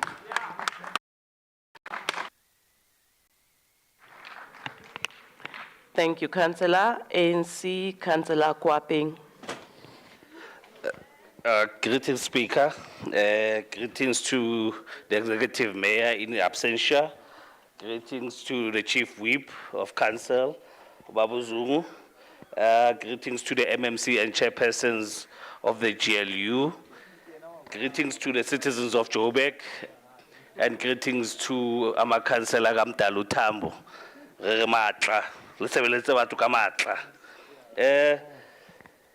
Speaker, as the ANC, we do note the report and agree that Hamam Koto who deserve a hobanali participation at Lotisang development ko bona. And we do agree and note the report. Thank you. Thank you, Councillor Kwapeng. MMC Mnisi.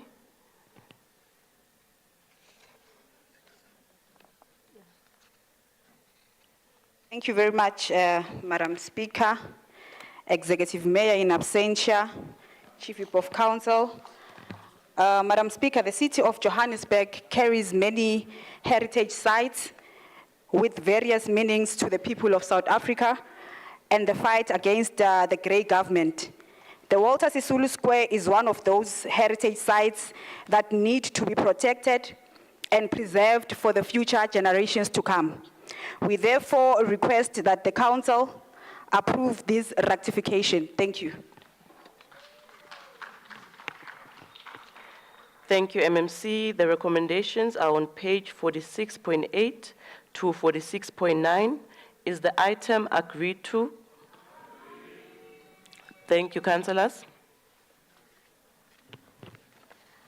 Item 47, proposed alienation of the remaining extent of F1089 Bryanston for residential purposes. Action essay, Councillor Mohlala.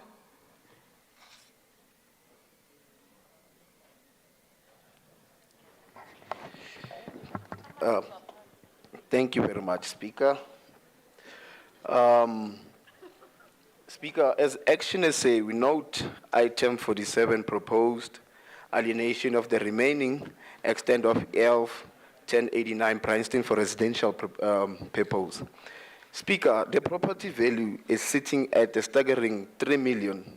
However, the alienation should be to assist JPC's main objective to be able to manage property assets on behalf of the city and ensure that the property is utilized to create social and economic development. Thank you very much, Speaker. Thank you, Councillor Mohlala. EFF, Councillor Telekwa.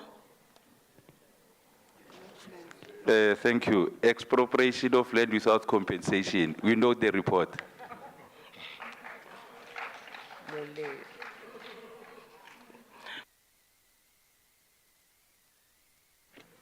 Thank you, Councillor. ANC, Councillor Mulelu. Greetings to yourself, Speaker. Let me take this opportunity to acknowledge the Executive Mayor in absentia, the Chief Whip of Council, the MMCs, councillors in this gallery, the residents of Johannesburg. I greet you all. As the ANC, we acknowledge and we note this item, Speaker. Thank you very much. Thank you, Councillor.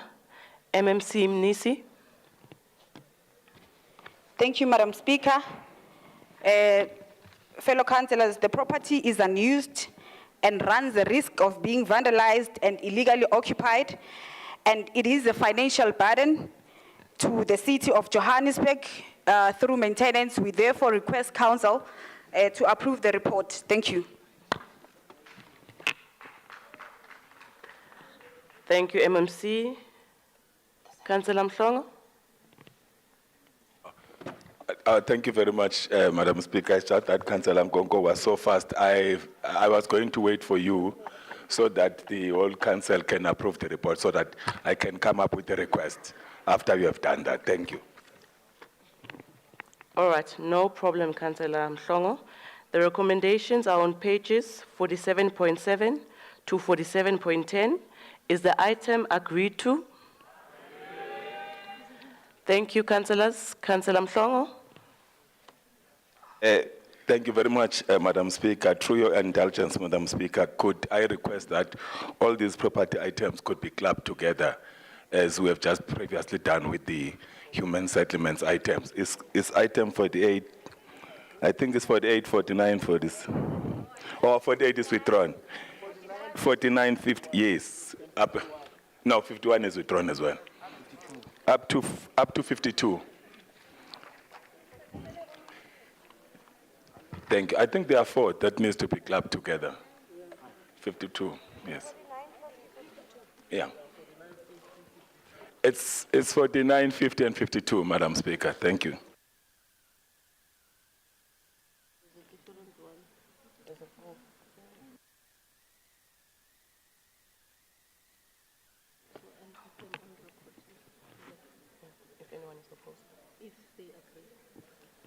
Does the House agree? It's 3 items that,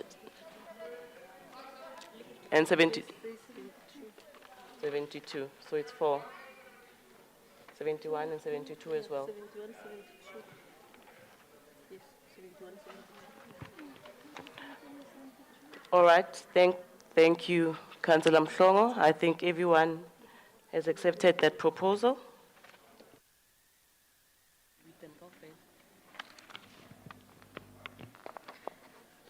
Item 49, acquisition of event 186 and 118 Berea, 15 Soper Street for human settlements development purposes. Item 50, acquisition of event 47 and 48 Volheta for the development of temporary emergency accommodation. Item 52, proposed sale of a portion adjacent to F125 Oakden, extension 1.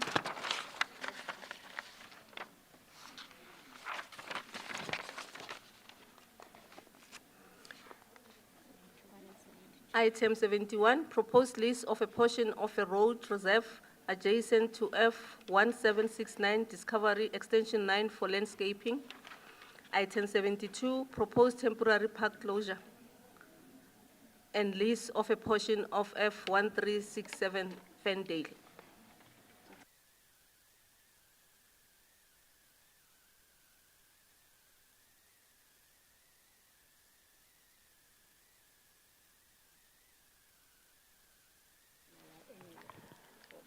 Action SA, Councillor Mhlala, if they're clubbing all of them together, then you've got 19 minutes to combine all the reports.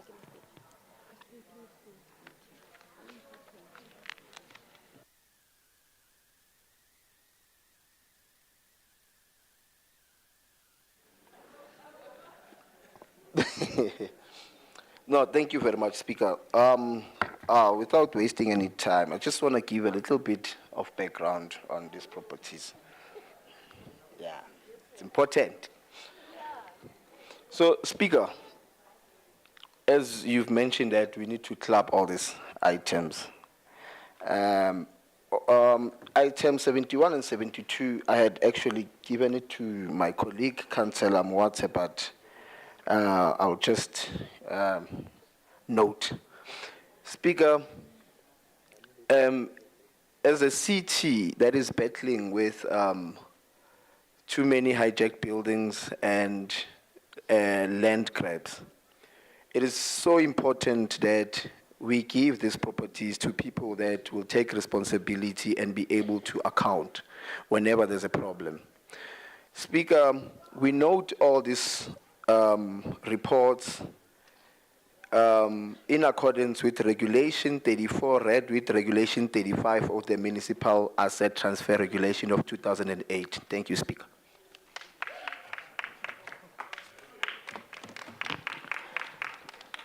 Thank you, Councillor Mhlala. EFF, Councillor Delekwa.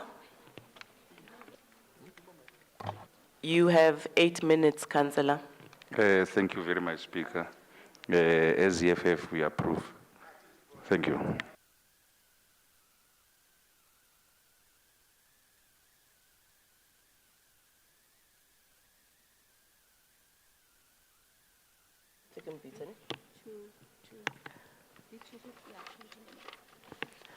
Councillor Mabuza from the ANC, you have 20 minutes. Sorry, sorry, Madam Speaker. Yes, Councillor, I can see your name from here. Sorry, Madam Speaker. We did indicate that I needed to be on the speakers list, and I thought that was handed to you. Is it Councillor Juice? Juice, that's Don't correct. worry, you are on the speakers list, Councillor. So You are. I can go. Oh. Sorry, Madam Speaker. Thank you very much. Councillor, let me start with Councillor Mabuza, but I'll call you up. Okay, all in order. Thank you.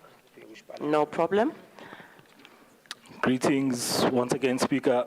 I'll be standing on behalf of Councillor Mabuza.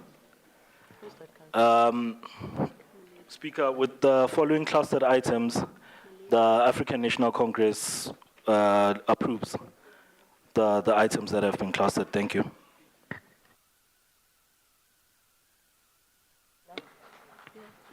Thank you, Councillor Mulelu. Councillor Juice from the DA. Thank you, Madam Speaker. Much appreciated.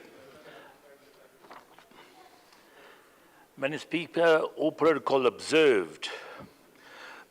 I'm speaking to item 50. This item deals with the legal expropriation, emphasis on the words legal that exist in the Constitution and the laws of South Africa. And I'd just like to talk to my learned friends who belong to the RET faction that maybe we should concentrate more on the utilization of state land, and we should ask your glue conglomerate that is here in the House is why did we withdraw item 51, which is 136 hectares of state-owned land that is lying fallow. So it's when we start utilizing state-owned land to its true potential that we'll address the serious problem we face in South Africa as far as dispossessed people and people that don't have housing. That said, these two industrial zone properties are being expropriated because between them they owe the city in excess of 386,000 rand in outstanding rates, and the owners have abandoned the properties and can't be traced. Yet, Madam Speaker, considering the dire financial situation of our city finds itself in presently, surely this should not be the only property on our agenda today where we're asking this council to approve the legal expropriation of land, where there are not 2 or 4 such cases within our city, but hundreds. Madam Speaker, all properties falling into this category could be identified, and a bulk report could come to council where we legally expropriate between 10 or 20 at a time, raising millions of desperately needed revenue where they are either sold or leased. The DA truly does not believe this is rocket science, especially taking in consideration the dire need for housing within the city and the massive losses the city faces monthly when potentially revenue is not collected. Then, Madam Speaker, the item proposes that these 2 properties are allocated to human settlements as they are required they require them to build temporary emergency accommodation. Madam Speaker, these properties measure only 302 square meters each, together 604 square meters, the size stand of an average single-dwelling suburban house. How much temporary emergency accommodation can you fit on 604 square meters of vacant land, and at what cost? Is this not absolutely absurd? Surely, Madam Speaker, there are more appropriate properties within the city that could be considerably more cost-effective than trying to turn 604 square meters into viable temporary emergency accommodation. And just to mention, this land is in an industrial area. So I personally do not feel that it's appropriate to put people in an industrial area.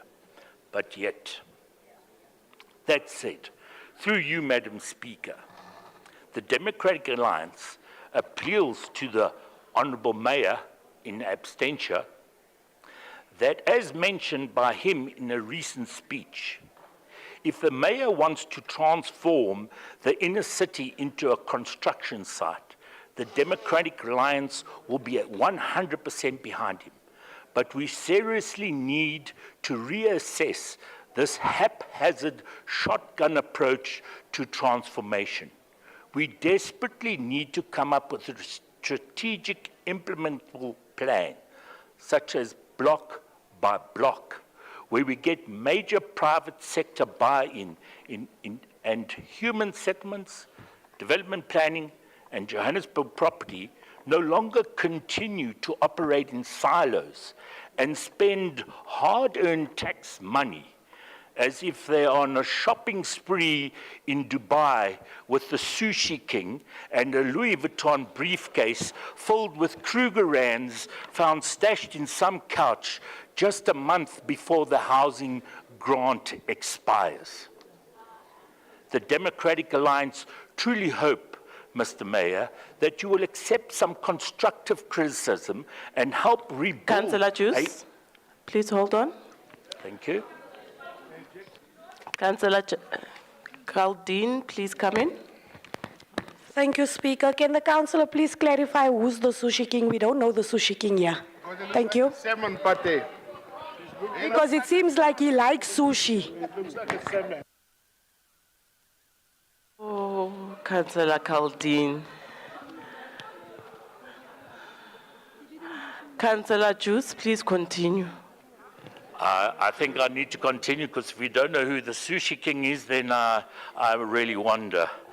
The Democratic Alliance truly hope, Mr. Mayor, that you will accept some constructive criticism and help rebuild an inner city every councillor sitting in this august house can be proud of, regardless of their political affiliation. Thank you, Madam Speaker.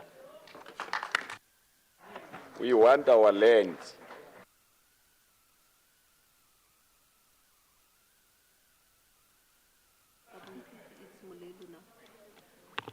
Thank you, Councillor Juice. EFF, Councillor Mulalo, you have 4 minutes. Sorry, Madam Speaker.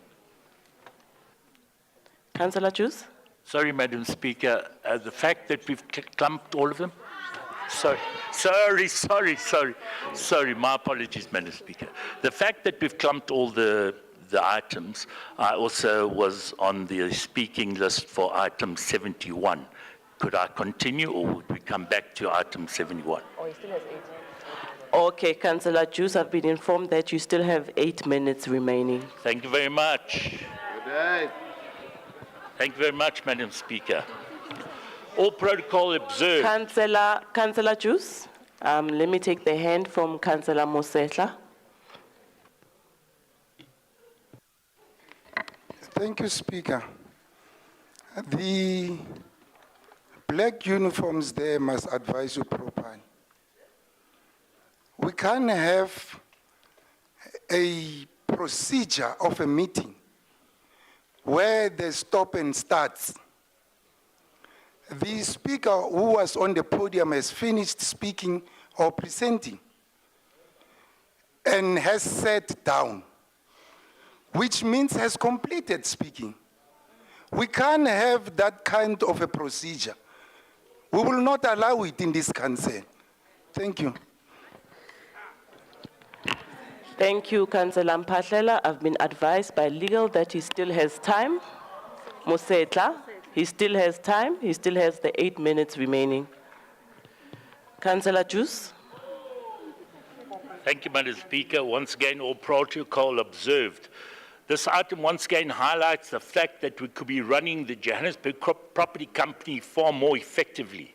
There are literally hundreds of small vacant city-owned properties and road reserves throughout the city, just like this 738 square meter road reserve in Discovery. These properties are poorly maintained, if maintained at all, and they have significant impact on grime and crime across the city. Not to mention the continuous complaints from residents to ward councillors, as there is insufficient budget to keep these properties neat and tidy. Surely, Madam Speaker, as a sole agent of thousands of hectares of the city-owned property, the Johannesburg Property Company could aggressively market these small, unutilized parcels of land through well-advertised regional roadshows. By inviting CPFs, Ratepayer Association, NGOs, religious organizations, and residents, we could maximize exposure for the potential leasing or outright sale of these properties. This approach would not only significantly reduce the maintenance budget and address urban decay, but it would also generate much needed revenue that we too often ignore. For example, in this case in Discovery, the property only generates 3,800 per month. However, in a well-managed city, such potential should never be dismissed. It's this blasé attitude towards revenue generation that is one of the many reasons we find ourselves in such a desperate financial situation. The Democratic Alliance believes that tapping into this type of low-hanging fruit could help turn our financial situation around, rather than continuously relying on the so-called golden goose, our struggling ratepayers. We urgently need to take a critical look at ourselves and come up with innovative ways to govern better, rather than engaging in petty politics and playing musical chairs. I thank you, Madam Speaker.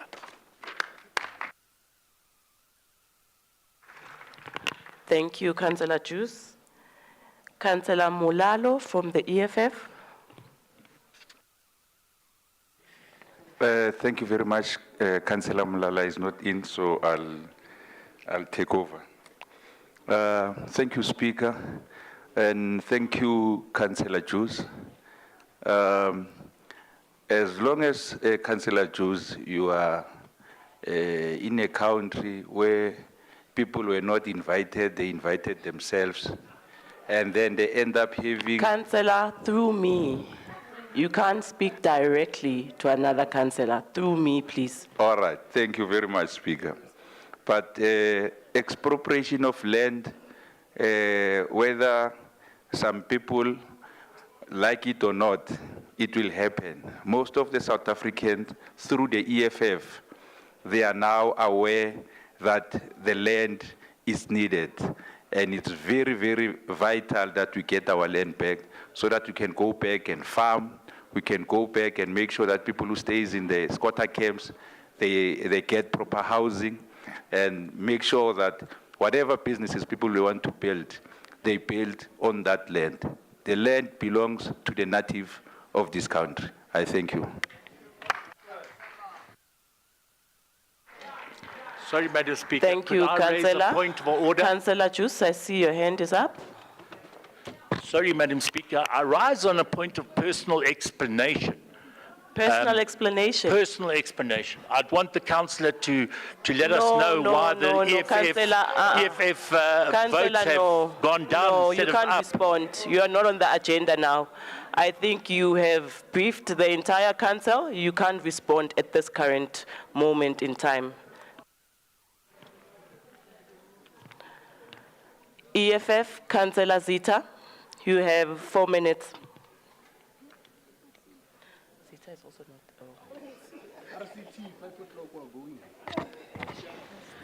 Thank you very much, Speaker.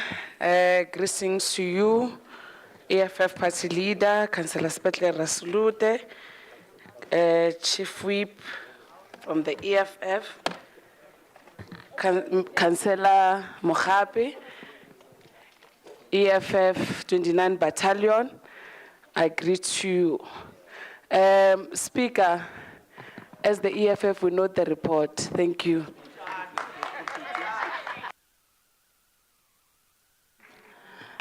Thank you, Councillor Zita. ANC, Councillor Mulelu. You have 10 minutes. Thank you once again, Speaker. Speaker, let me acknowledge. Speaker, your house is a bit loud. France. Loud. Sorry, Councillor. France. Umsindo lapho, it's very disruptive. We've got a councillor on the floor, please. Thank you very much, Councillor, Speaker. you may proceed. I'd like to acknowledge the newly appointed councillor of Ward 21. The ward was won and sustained by the African National Congress. Speaker, on the item that we're discussing, the African National Congress would like to note this report. Thank you. Thank you, Councillor. MMC Mnisi, you have 25 minutes.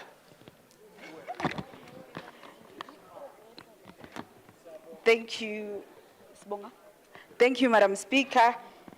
Just to assist one councillor from the far right, all our rates of leases as Joburg Property Company, we don't sleep and wake up and decide this is what we want to charge our leases. But it is an independent evaluator that gives us those prices. That's why you see that price on that report. And then the second issue, Madam Speaker, is on the property that has been zoned industrial park. I think it's development planning that zoned that property as an industrial park. We are going to rezone it so that our people get temporary emergency accommodation to utilize that. So we are requesting council to approve the report as tabled. Thank you.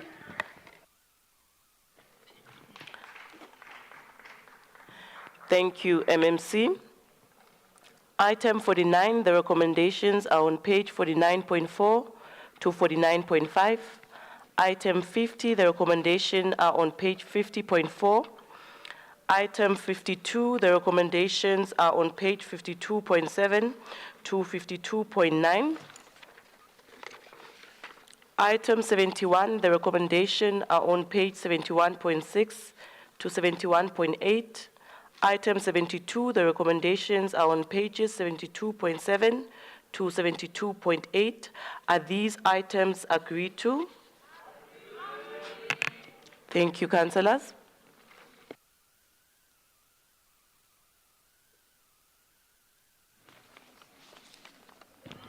Item 53, Climate Action Plan Yearly Progress Report, first biannual report for 2023-24 financial year.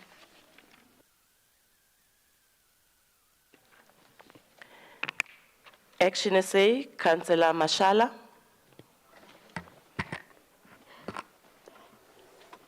Thank you, Madam Speaker. Greetings to yourself, the Executive Mayor in absentia, the City Manager, MMCs, fellow councillors, and a special greetings to the fabulous 44 and the residents of the great city of Johannesburg. I rise to speak on item 53. Madam Speaker, we are at crossroads today. More than ever, we need to act as one to mitigate the issue of climate change. While many are ignorant of the danger of climate change and its effect, we commend the city for passing the Climate Action Plan that has set goals. If we do not arrest this challenge, the next generation will suffer due to our ignorance.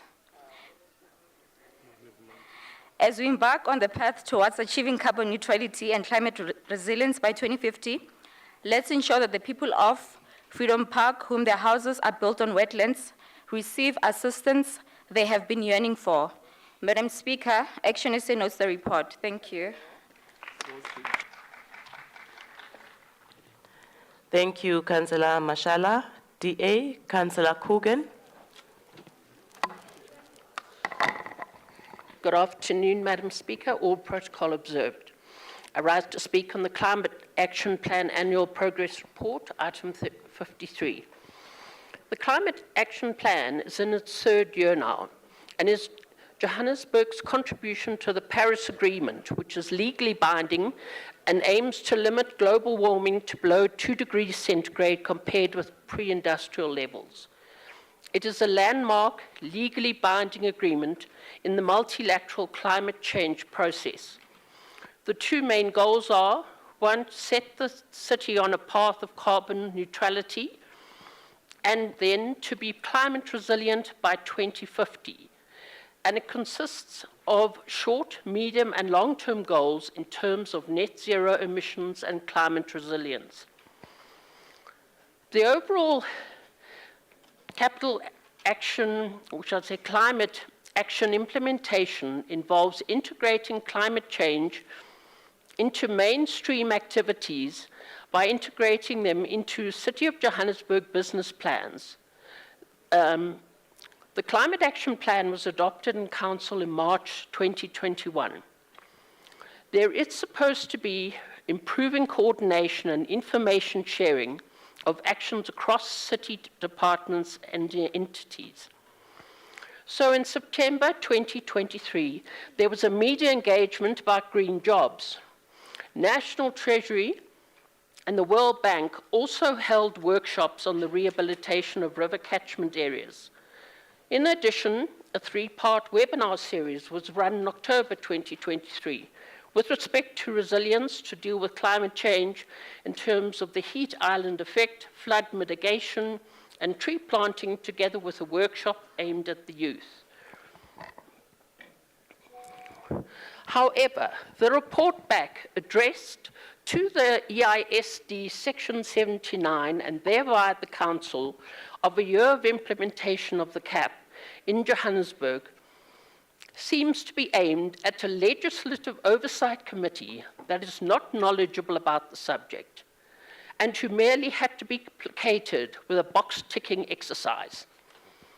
The Section 79 EISD committee also seems to be considered as a body that the three-member Climate Action Department within EISD, with the assistance of C40, have to endure being subjected to in terms of legislative oversight. I have requested that a link for every section of stakeholder engagement or information sharing or training with feedback be attached to this report and then resent to the EISD Section 79 committee. The interesting thing about the Climate Action Plan is that it is not mainly funded by the city.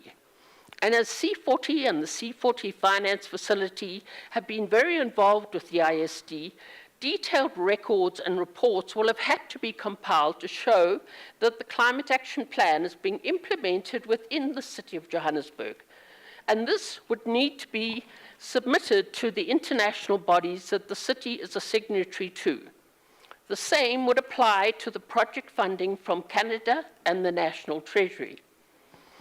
Initially, one of the main drivers that was intended with the implementation of the CAP was that there would be mitigation and adaptation measures introduced into KPIs, and that it would be mainstreamed within the various city entities and departments within the city.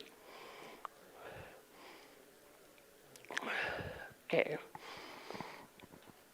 This could be shared as positive proactive steps being taken by the city and could then involve not only the legislature, but the residents as well.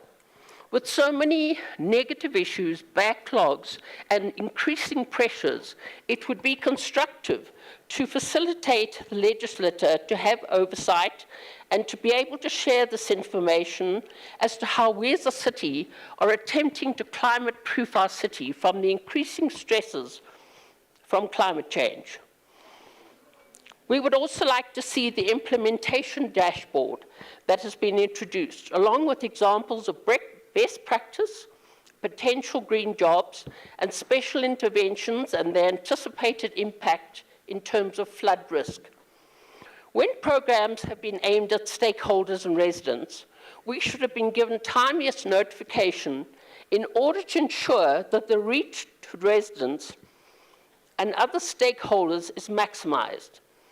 In its current form, the themes which could be sent out to residents across the city have not been detailed, and so it is basically impossible to share, as we have not been given detailed practical information. In dealing with each part of the implementation, I have to again state that at the current level of detail, it is impossible to perform any meaningful oversight.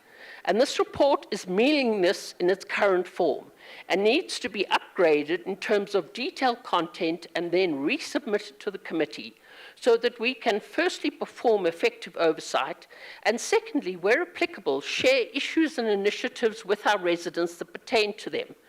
Ultimately, we and the residents of the city should be included in the details of the Climate Change Action Plan and its implementation, as it affects all of us, and it would result in a far wider reach and implementation on the ground. I thank you.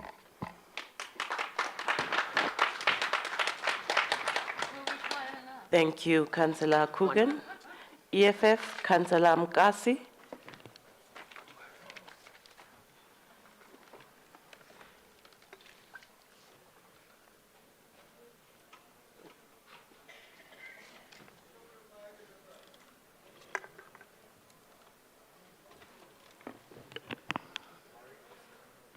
Do we have a roving mic?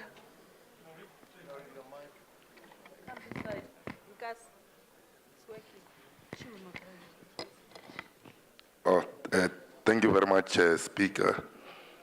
As the economic freedom fighters, we note the report. Thank you. Thank you, Councillor Mkasi. ANC, Councillor Makamo.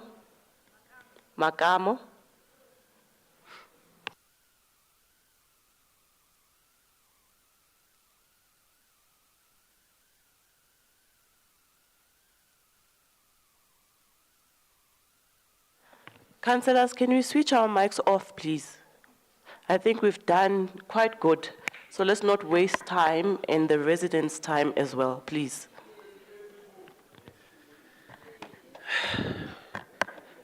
Speaker, greetings to the executive mayor and his executive, the chief whip of council and chair of chairs, and greeting to the chairs of committees and council, and the residents of the city of Johannesburg.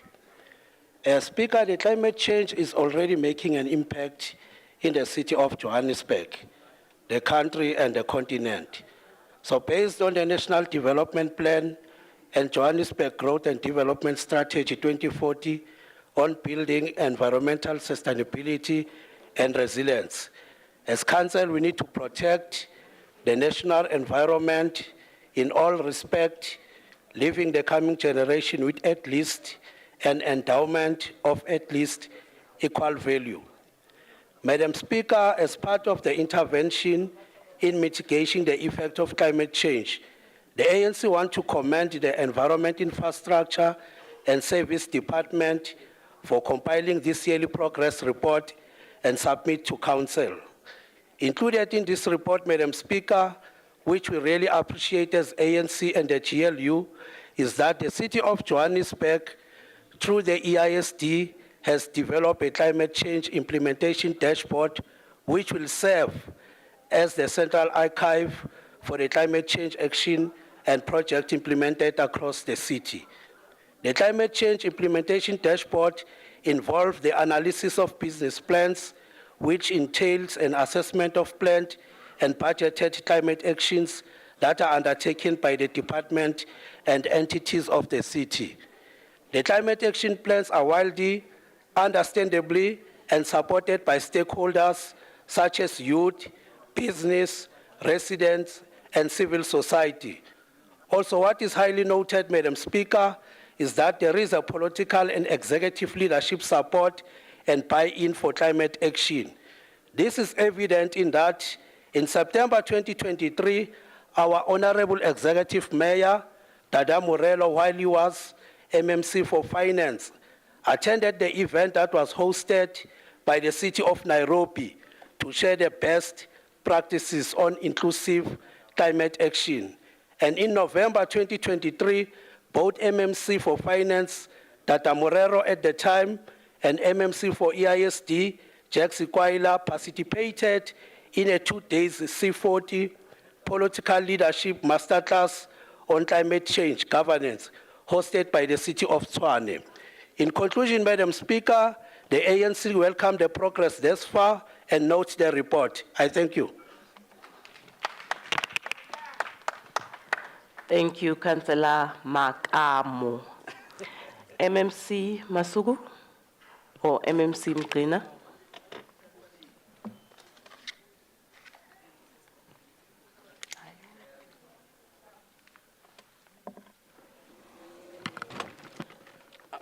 Thank you, Madam Speaker.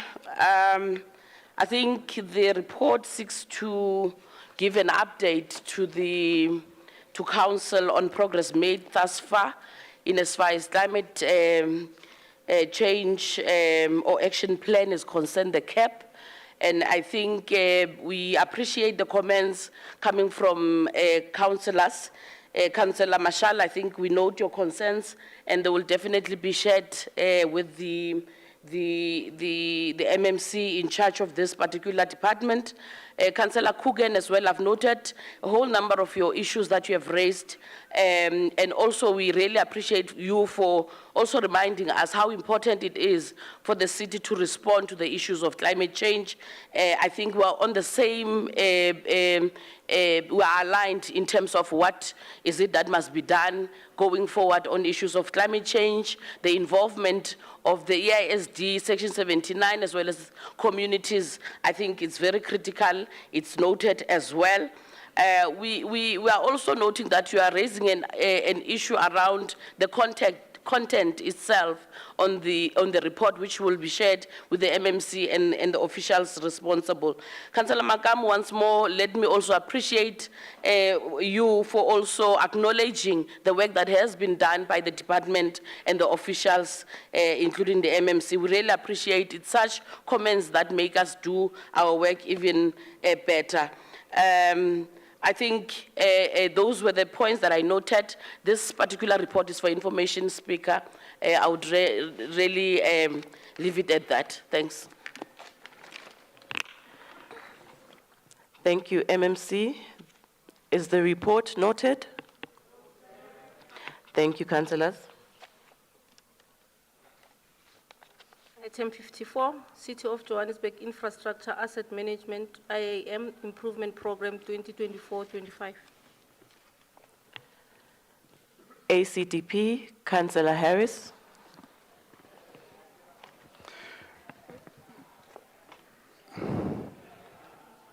Madam Speaker, I rise to speak to item 54, the City of Johannesburg Infrastructure Asset Management Improvement Program 2024-2025.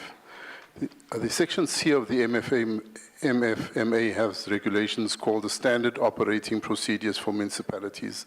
Section 8.1.8 talks to the asset count of immovable assets. It prescribes a property register and an asset register. Section 8.2.1 describes procedures for performing planning activities. It recommends that projects be prioritized based on, amongst others, master plans, service delivery backlogs, asset replacement policy, maintenance plans, strategic objectives, and strategic plans identified in prior years. Whilst this item focuses on the entities of which the COJ is a sole shareholder, consideration must be given to include the high-density housing units owned and managed by the Human Settlements Department and the Joburg Property Company. All the proposed entities are supposed to have asset registers, including financial and technical assets, updated and available at all times. This is a Treasury requirement. All the entities have their business plans, which should talk to the infrastructure assets, considering the service delivery and budgeting implementation plan and the IDP process. All entities should have their own IAM program in place. This item presents nothing new. It appears to be a duplication and an introduction of a parallel structure to systems that already exist in the entities. The looming danger is that the COO's office can contradict or countermand the plans and programs instituted by the entity's boards and CEOs. This can be construed as undue interference or the micromanagement of the strategic planning capabilities within the entities, which can lead to unnecessary conflict. The governance structure adds yet another level of bureaucracy and red tape. While there are no financial implications stipulated in the report, rest assured that the funds will be required at a later stage to maintain this program. The ACDP's opinion is that this program should be part of the KPIs of every entity, and the only input from the COO's office is that they contribute to closing the funding gap for capital and operation and maintenance needs and formalizing partnerships for infrastructure asset management. In its defense, this report makes a good case for all of the entities to be collapsed back into a city engineer's department under the watchful eye of the city manager. The recommendation should be amended to read that the IAM improvement program under the guidance of the CEO participates, not leads, participates in infrastructure revitalization for the city of Johannesburg for a 5-year period. I thank you. Thank you, Councillor Harris. Action SA, Councillor Ntombela.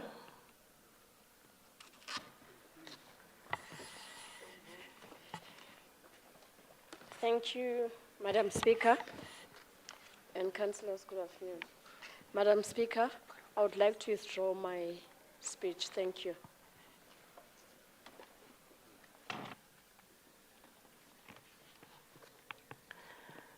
Thank you, Councillor Ntombela.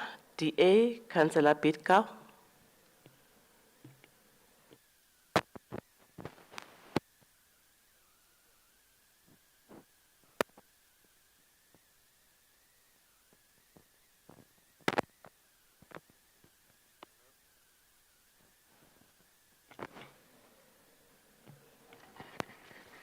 That better? Yep. Madam Speaker, I stand before you as a Malungu who has never stolen land nor benefited from the likes of VPS. The report is very welcome and can be noted. However, the recommendations Councillors, let's settle down. Let's settle down. Let's give Councillor Bidkau an opportunity, please. It's already late, and we've done so good. Let's just be tolerant of one another, please. Councillor Bidkau. All right, let me start again after VBS. The report is very welcome and can be noted. However, the recommendations go too far at this stage. They tie us into a program for the next 5 years under the COO, without us ever having seen a proper presentation. Unfortunately, this seems to be the new trend, where items are brought to council for approval by the executive, while bypassing the oversight structures that have been incorporated in council for just this purpose, oversight. This item is said not to have any financial implications, but speaks to major capital investment in infrastructure and even gives carte blanche to the COO. Especially in the light of last week's water embizo and the 45-minute tirade and finger-pointing exercise by the Deputy Minister, who, by the way, went out of his way to gloss over the failures of national government, including the 8-year delay of the phase 2 of the Highlands project, and thus the lack of being able to increase the water license to cope with the population that has doubled in size.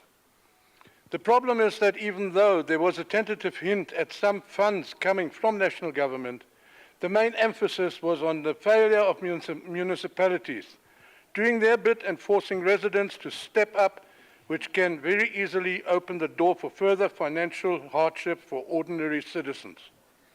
It must be emphasized that this report should also be seen as an indictment of the executive for overstepping their role and boundaries. Due to this, we will only be able to give our full support once detailed and full presentation has taken place to all the relevant Section 79 committees. I thank you. Thank you, Councillor Bidkau. EFF, Councillor Nhlapo.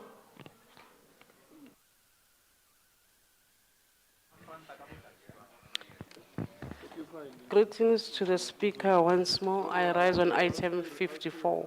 The EFF note the report. Thank you, Councillor Ntlapo. ANC, Councillor Molefe.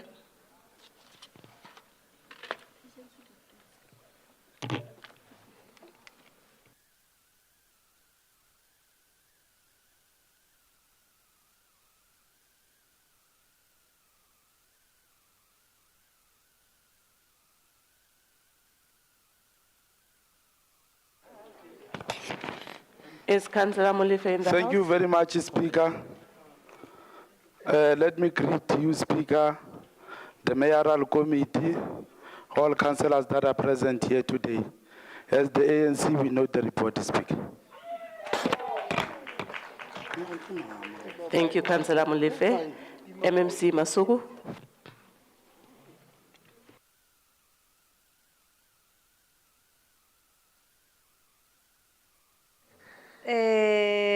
Thank you, Madam Speaker.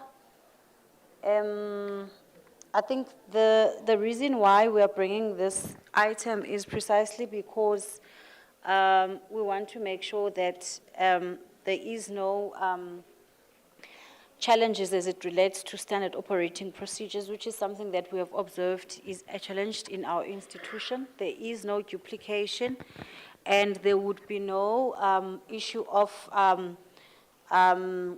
bypassing or taking roles of entities because CEOs and MDs are part and parcel of the EMT that also approved this particular report. So there's nothing illegal or untoward that we have done. Furthermore, I think this is actually a continuation, and may his soul rest in peace, the late Mayor Jolidima Tongo, who actually passed on today. Today, in 2021, he passed on, and we must remember that it's part of the programs that he actually initiated and he was steering. So this is actually not a new process that we started as the City of Johannesburg. And lastly, Madam Speaker, there are no financial implications because each and every entity has got their own budgets, and there is no interference by the coup that will make any financial implications. And I think I need to re-emphasize the point. There is absolutely nothing wrong for council to make a resolution that says, this, yes, has passed, but a presentation must go to Section 79, and there must be a quarterly process that Section 79 can decide. Quarterly or biannually, you must give us an update on this IM so that as a Section 79 or Section 79s that are affected, we monitor, we do oversight, and that is the role of Section 79. But that doesn't stop us from doing the work of council. In terms of delegations, we are the highest decision-making body. We can take decisions, and Section 79 committees can then do oversight on the work of the executive, as it is that it is how we are in actual support supposed to work. Then it means if everything must go to Section 79s, who are either sometimes postponed, who are either sometimes not having quorum, who are either sometimes sit only for an in-committee and then there is no quorum, it means the work of the executive will never happen. It means residents of Johannesburg will never have transformative policies that are approved for them. It means the residents of Johannesburg will never have developmental programs that must be done for the residents. That is why it's imperative that we utilize council as the highest decision-making body to implement decisions, and then oversight can be done in committees. I ask council to approve the report. Thank you. Thank you, MMC. The recommendations are on pages 54.6 to 54.7. Is the item agreed to? Councillors, I have noted that a lot of our colleagues have asked to be excused at 5, so I'm going to ask legal to determine our quorum. I'll give them 5 minutes. Councillor Niemand, you can come in. Yeah, Speaker, rise on Rule 84. If you can just please note the DA's dissent on that item. Thank you. Noted, Councillor Niemand. Please sit down, councillors. We are doing a head count. Councillors, we are doing a head count. Whip of council, ama-councillor wakho aphumile nowe-PA, sicela uqondise, senze i-head count.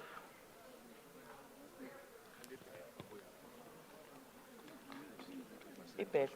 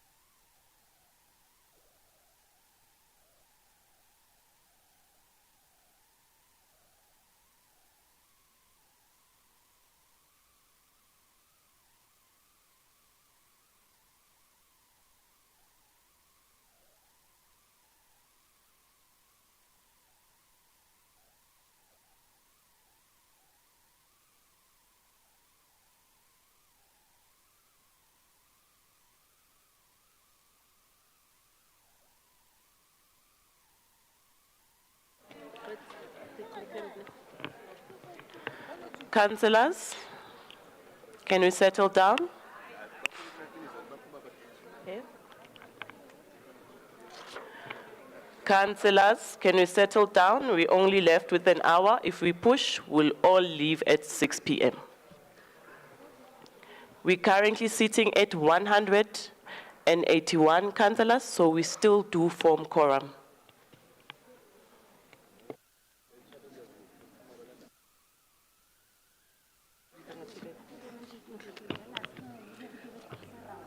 Item 55. Councillors, Haibo, don't you want to leave at 6? So we're just left with 1 hour. Can we please have order for 1 hour at least? Judith, you can continue.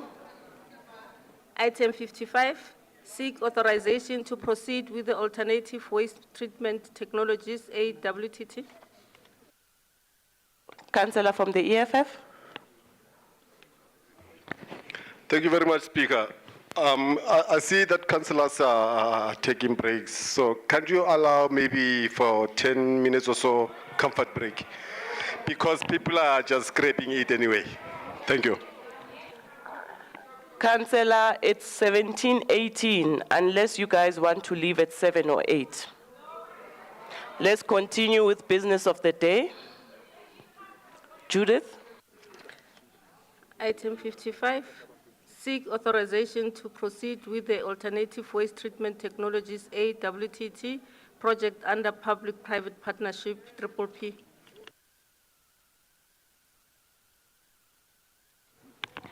ACTP, Councillor Harris.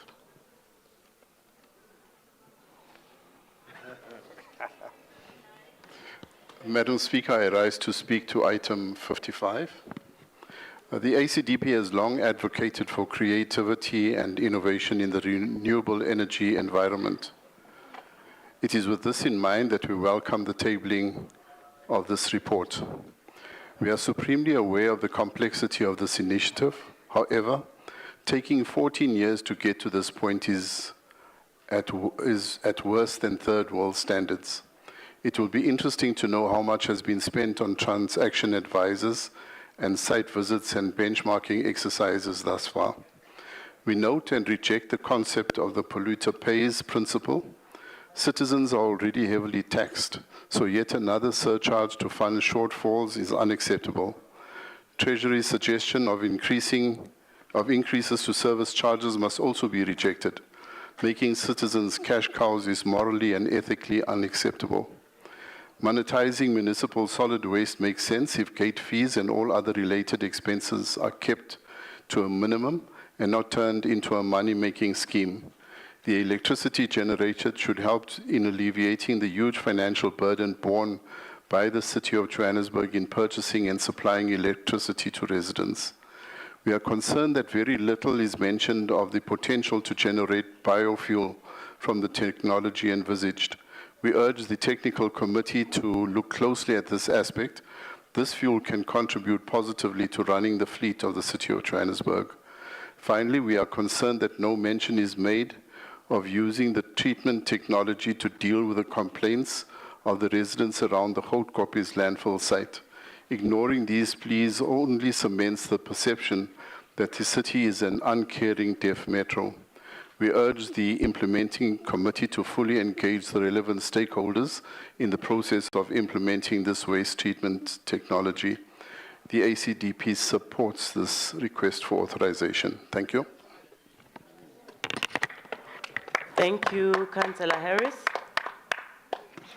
IFP, Councillor Mkhize.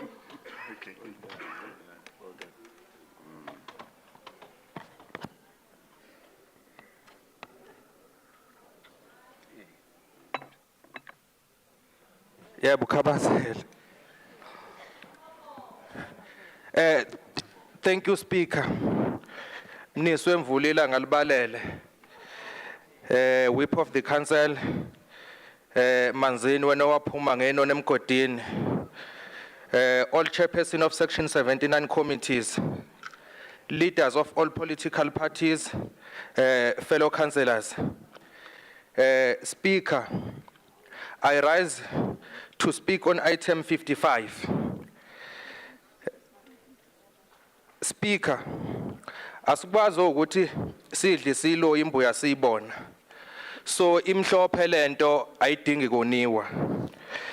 As IFP caucus, we note the item, Speaker. I thank you.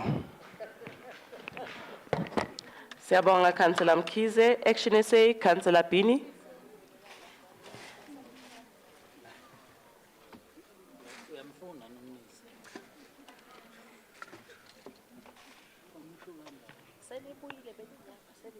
Councillor Mkhize, Ngela, please check your mic if it's still on.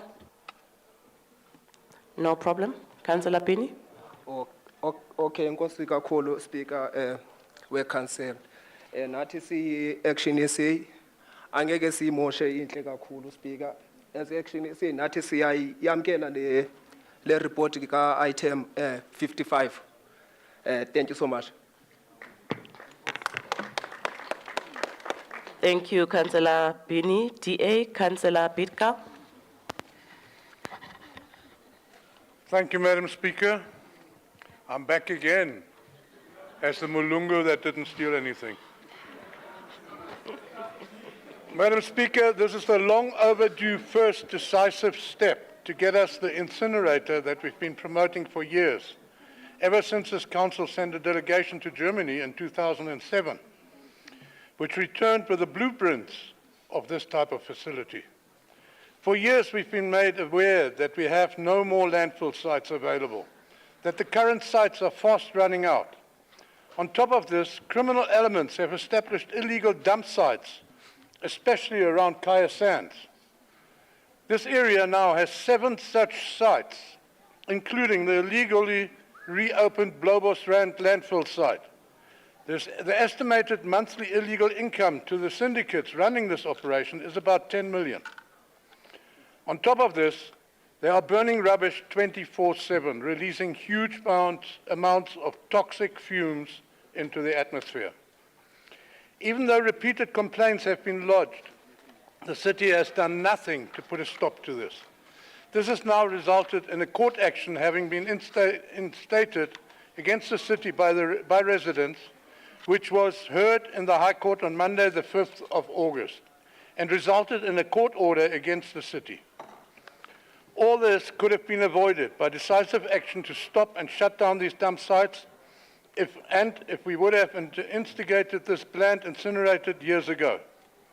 Therefore, I'm in full support of this item. However, to study 300 pages in full before council is impossible. Furthermore, I'm highly perturbed by the fact that this is coming to council without ever serving before the Section 79. It only arrived for information. I will therefore ask that the recommendation is added that this item be properly presented to the Section 79 without any further delay. The only issue that I could pick up with a superficial scanning of this very intricate document is that yet again, we are only looking at 30% of the waste. We should have a comparative cost study on a bigger facility included in this. We approve this report with the mentioned reservations. I thank you.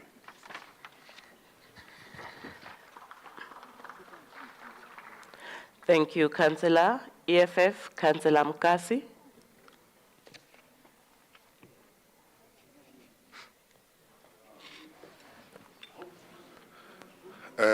Thank you very much, Speaker.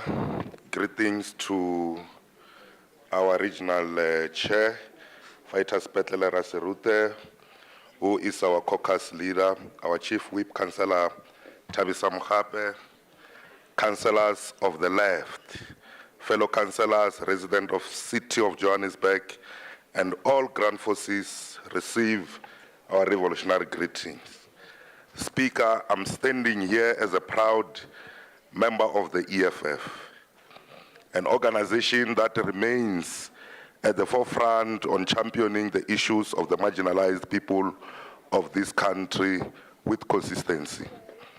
When the EFF was formed in 2013, many negative things were said about this 11-year-old because we knew what we stand for and who we represent. We are still here in existence and we are absolutely doing fine. Ours is not a popcorn revolution, but a generational mission. Speaker, our commitment as stated in the non-negotiable cardinal pillar number 3 of the economic freedom fighters of building state and government capacity which will lead to the abolishment of tenders remain the most sound policy position for effective service delivery programs and the creation of sustainable jobs. As the economic freedom fighters, we note the request for authorization to proceed with the alternative waste treatment technologies project under public-private partnership. We therefore welcome the recommendations and believe that the partnership between private and public in this initiative must be of a skill transfer for the city to internalize the capacity to manage and run without private involvements. As the economic freedom fighters, we believe that services such as waste disposal must be done by the city without outsourcing the responsibility to private. Speaker, the Constitution of South Africa Act number 108 of 1996, section 152D, give municipalities the constitutional obligation to promote a safe and healthy environment.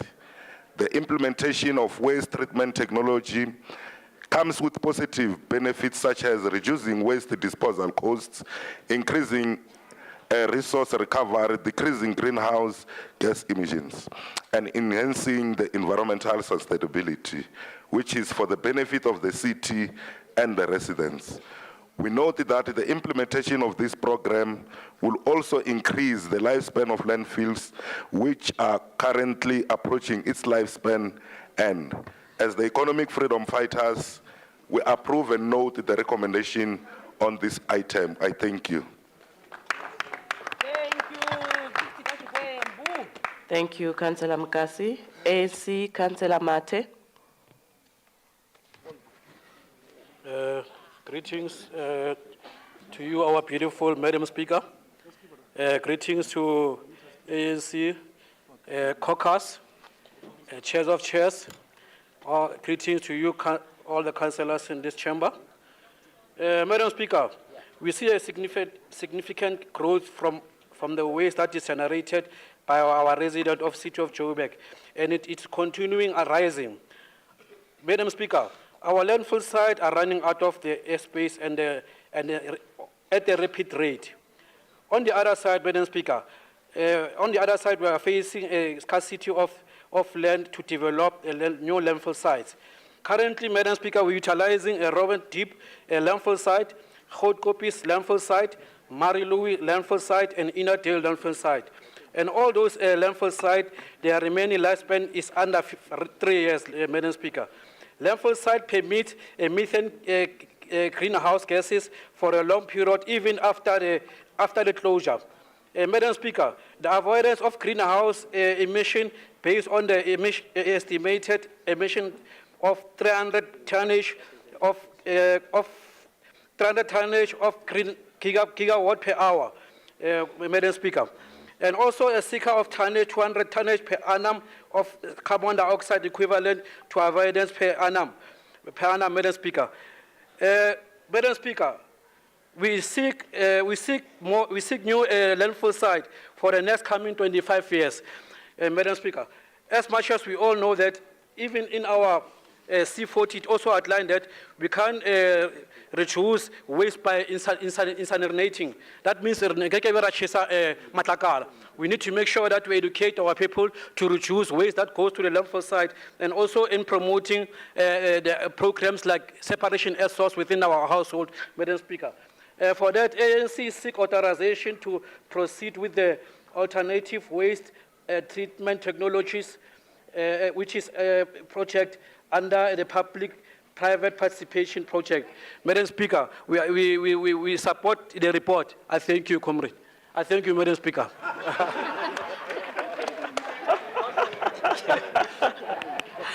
Hey, Councillor, that term comrade in my political party. But thank you, Councillor Mate. MMC. Ngqina.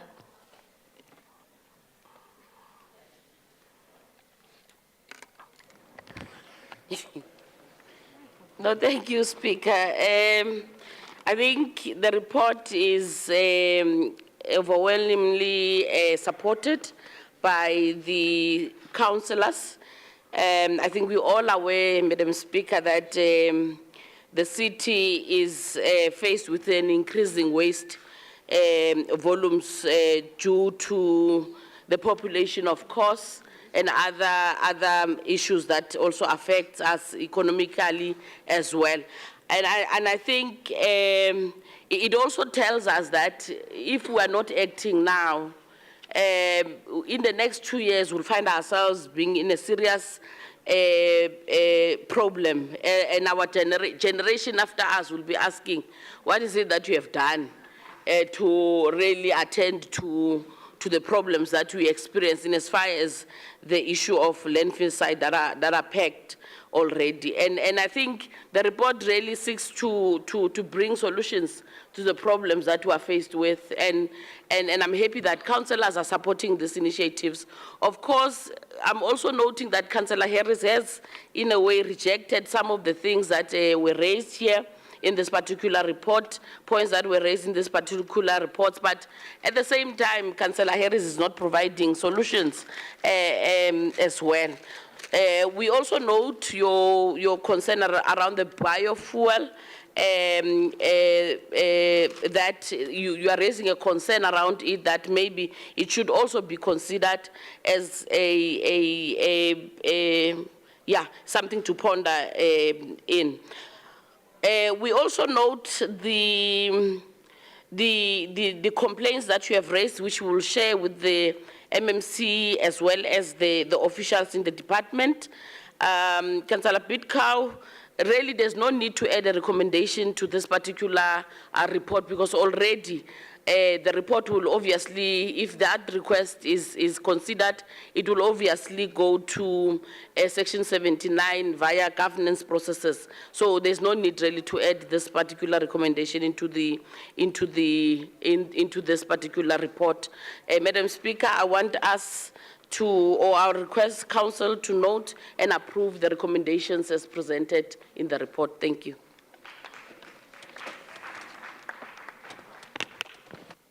Thank you, MMC. The recommendations are on pages 55.3 to 55.14. Is the item agreed to? Thank you, councillors. Item 56, review of the group performance management policy and group performance management framework for managing the performance of Section 57 managers of the City of Johannesburg. ACTP, Councillor Mkonza. Shalom, shalom once again, Madam Speaker.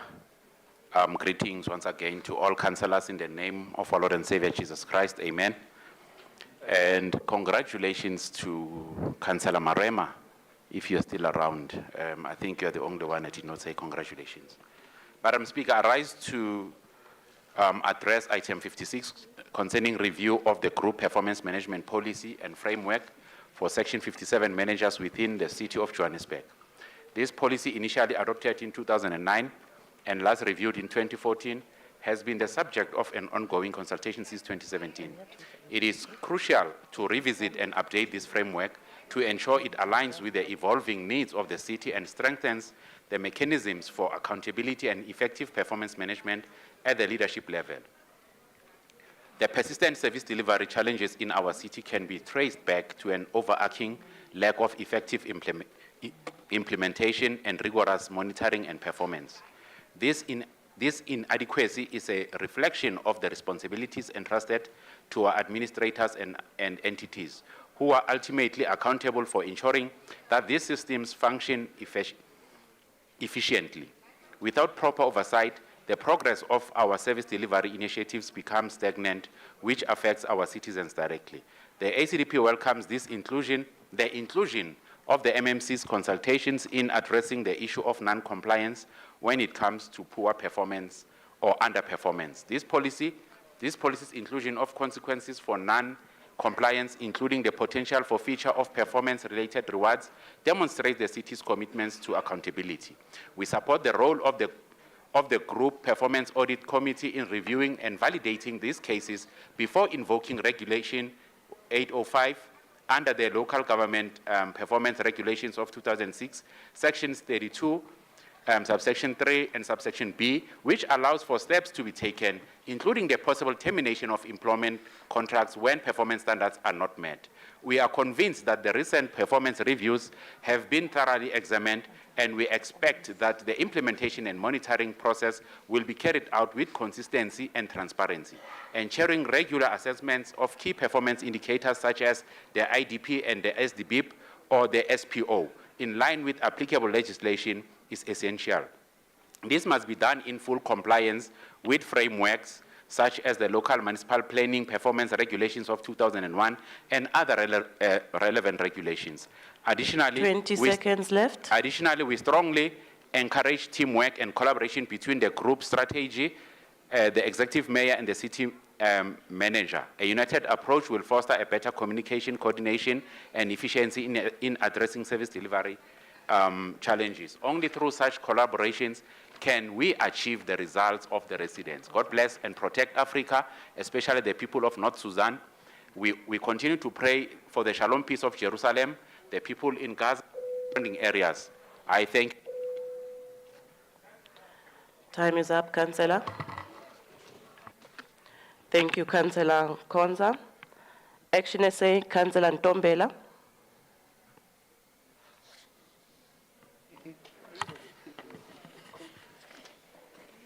Thank you, Madam Speaker.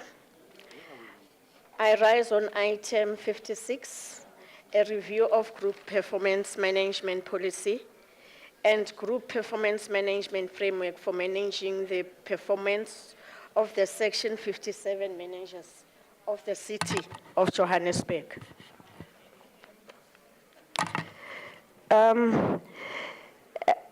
When looking back at the actual report, the policy was adopted in August 2009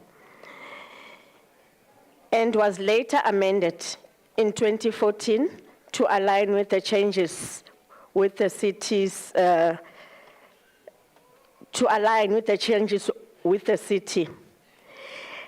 This policy, I think it's necessary because of it needs to be reviewed, not only once after a long time, because of when we look now, this is 2024, the proposal to council is to request to review the policy. Well, it's a good idea, and as Action SA will support that. But now, since 2014, there were no changes made by the city that would have needed amendment on the policy in its current form. So meaning that in the whole 10 years, a policy was not reviewed or amended. So now, as Action SA, I think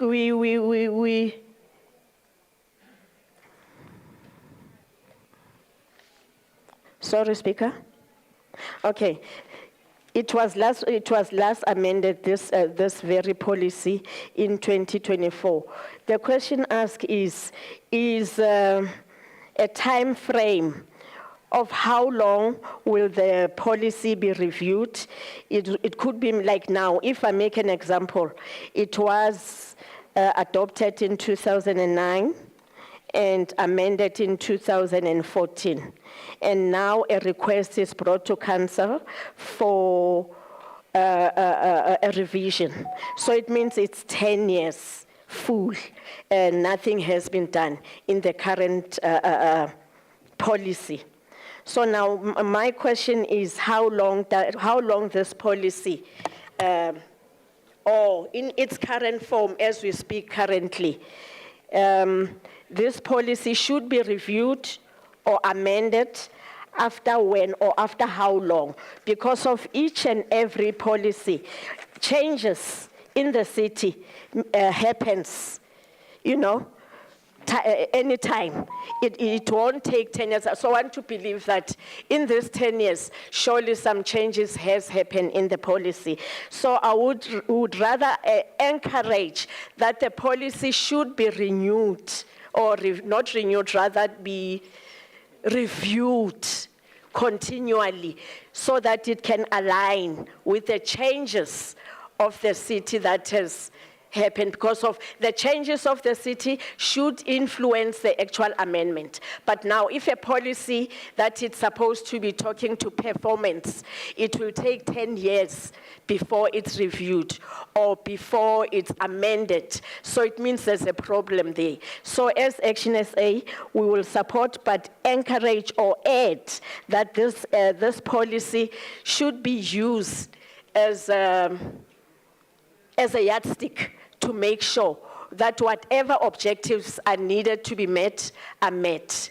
And it shouldn't be just a document that will sit somewhere in the cupboard and gather dust. Let the policy work. It's a good policy, and the amendments are also good, but let it be used as a yardstick because of, as I say, if a policy was not amended in 10 years' time, the last time was amended was 2014, surely it means that policy was just there, but was not taken into consideration. As Action SA will support the report. Thank you.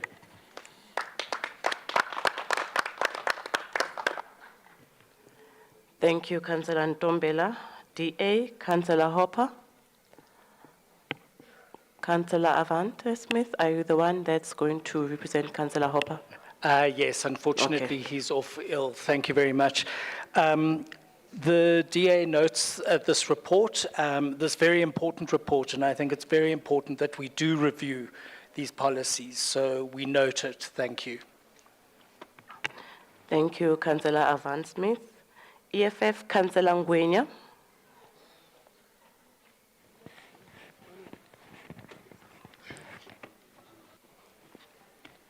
Okay, thank you very much, Speaker. It's not Councillor Ngwenya, this time it's Councillor Moepi. Greetings to yourself, Speaker, and all the fellow colleagues. As the EFF, we stand to approve this item. Thank you very much. Thank you, Councillor Moepi. ANC, Councillor Ngwenya. Thank you very much, Speaker.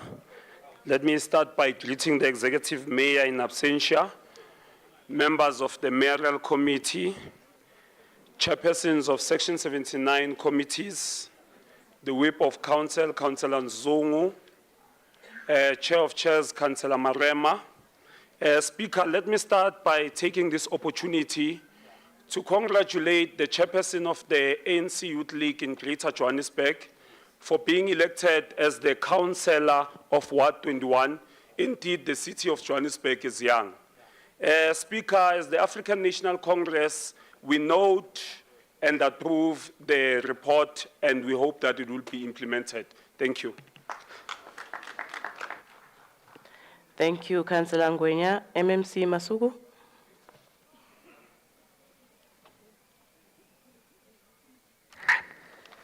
Thank you so much, Speaker.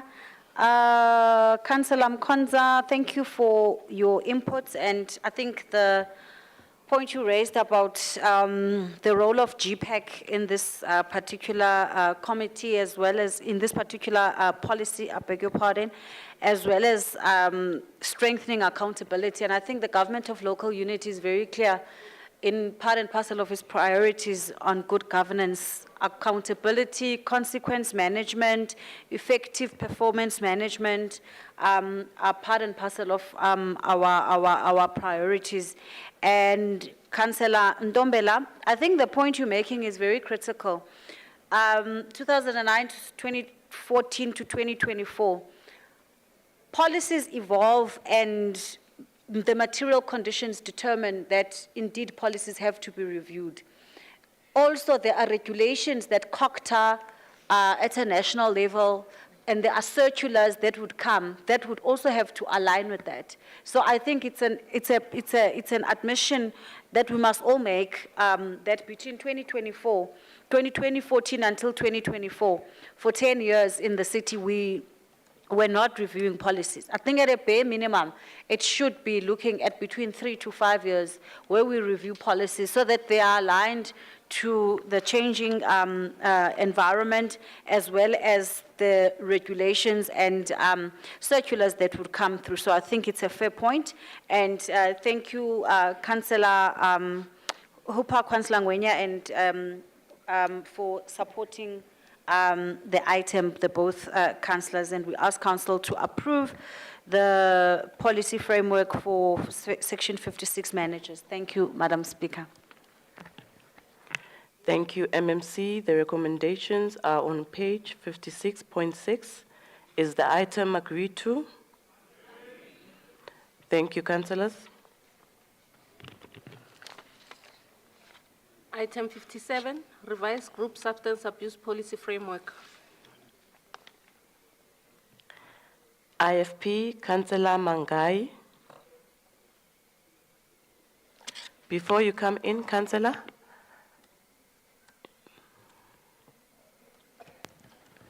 Thank you, Speaker. Speaker, can I request that item 57, 58, and 59 be read together?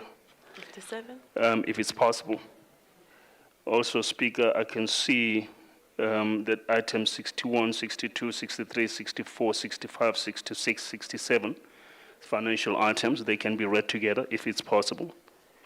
There are also a couple of items as we go along that we can read together, just for the speakers to prepare their speeches. Thank you, Speaker.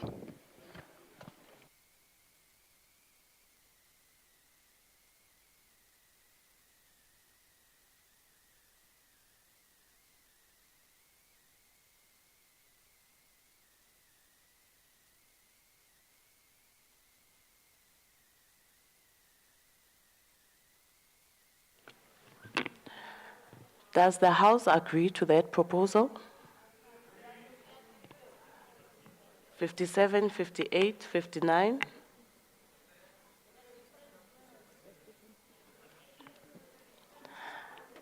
Councillor Chuma, I'll start with you, then it's Councillor Santana, Councillor Rain. Okay, no, thanks, Speaker. Through you, we understand the issues of time, but I think it's really unfortunate when councillors bring these kind of matters while on their end they've prepared to combine this, I think it should have one of those things, when other items were combined and then they brought that forward so that any political party can make sure that they combine their speeches. And it's, I think on their end, it might be understandable looking in their numbers, but on ours, it's impossible. Noted, Councillor Chuma, Santana, Councillor Rain, then MMC, then Councillor Dami. Thank you, Speaker. Speaker, please ignore our colleague that requested the clustering. Unfortunately, these are three separate issues, and I think they should be discussed as such. Thank you.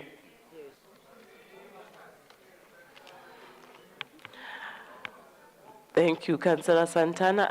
I'm not sure if you still want to come in, Councillor Rain. You're sorted. MMC, you're sorted. Councillor Dami, you're sorted. Judith, we'll continue. Councillor Mangai. Thank you, Speaker. Honorable Speaker, members of council, colleagues, Ndi Matabama. On behalf of the Inkatha Freedom Party in Johannesburg, I rise to express our support for item 57, the revised substance abuse policy. We particularly welcome the addition to the one-year enrollment aftercare program, which reflects a more compassionate and holistic approach to combating substance abuse. Honorable Speaker, substance abuse is not just a personal issue, but a societal one. Employees' wellness programs are essential for ensuring effective service delivery, and anything that delays and compromises that must be addressed. This revised policy demonstrates the city's commitment to its employees' well-being, recognizing that a workforce battling substance abuse cannot deliver the quality services that our residents deserve. Speaker, Substance abuse is a disease that can affect anyone, and none of us are immune. As an employer and a service provider, the city must set an example. The aftercare program is a critical addition because recovery is an ongoing process. It is not enough to provide initial support. We must ensure a long-term rehabilitation and reintegration. Speaker, the IFP fully support this policy. We believe that by taking a proactive, compassionate approach, we can foster a healthy and effective workforce better equipped to serve the people of Johannesburg. Let us ensure that this policy is effectively implemented and let the city be an example of care and leadership in addressing the issue of substance abuse. I thank you, Speaker. Thank you, Councillor Mangai. Action SA, Councillor Ntombela. Thank you, Madam Speaker. I rise on item 57, the revised group substance abuse policy framework. Substance abuse in the context of workplace is deemed to be dismissible offense as per most of HR policies. Substance abuse and addiction can lead to poor performance, absenteeism, accidents, illness, and even mortality. These consequences have dire financial implications, both on the organization and the individuals. All this could be avoided if transformative, human-centered policies are put in place. Substance abuse destroys the fabric of our society, contributes to significantly a range of health-related conditions, such as tuberculosis, cardiovascular disease, cancer, and illness. In order for this policy to be effective, more emphasis should be placed on investigating and addressing the root cause, as well as identifying the psychosocial factors that lead to the use and the abuse of the substance. Addressing the underlying issues is important when formulating interventions, because this will minimize the risk of relapse on the actual victims.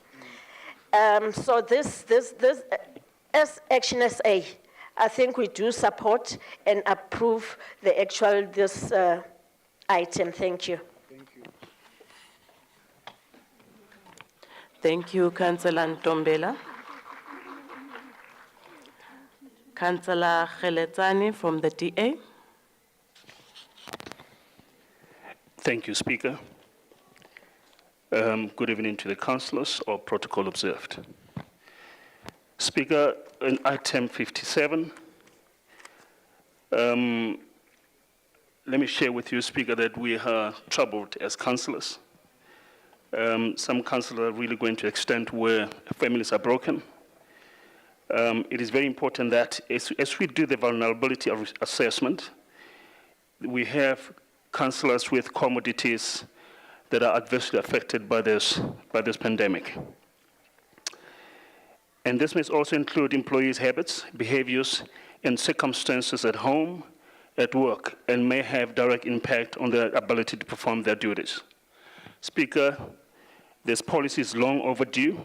I think it was reflected a couple of years back, and it's back here that we can approve it. The DA approved this policy. Thank you very much, Speaker. Thank you, Councillor Kheletsani. EFF, Councillor Ngwenya. Thank you very much. They gave you a new surname. Thanks again, Madam Speaker, and greetings to the House once again. As the EFF, we approve this report. Thank you very much. Thank you, Councillor Moepi. ANC, Councillor Francisco.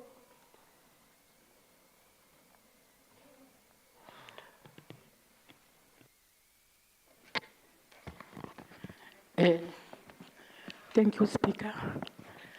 Greetings to the Executive Mayor on his absentia, also the Cabinet of the Mayor, the MMCs. Greetings to the whip of council, Nyamagaishi. Also greetings to the chair of chairs, Wangagit Nyabingelela. Greetings to the entire councillors here, and also greeting if they are still resident up there of City of Johannesburg. Greetings to you. Thank you very much, Speaker. Speaker, I will speak on item 71, substance abuse. The revive 57, Councillor. 57, sorry. 57 is. Sorry, my apology. The revival of the substance policy, it's an induction of the other Lokuza progressive move for progressive move towards the aligning the substance abuse policy to the current Lokuza legislature. As the ANC, we welcome the report. Thank you very much, Speaker. Thank you, Councillor Francisco. MMC Masugu.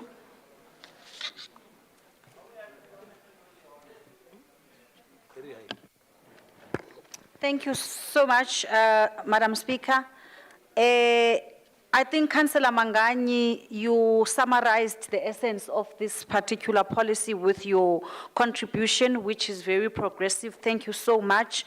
And I think all of us, all the councillors who spoke, including Councillor Ndombela, Councillor Khaletsane, and Councillor Francisco, all of us understand what these challenges brings and how it affects productivity in any working environment, and how we must be a caring employer who looks at long-term rehabilitation and reintegration, so that it's not just about the organization, but also about the individual and the family of that individual who is affected. So I think these this is a very progressive policy, and I know Councillor Ngwenya, in absentia, he will be very happy where he is, because he's actually been following up in the Section 79 committee, checking how far we are to bring this particular policy to council, because of having observed how badly affected some employees are. So we ask council to approve this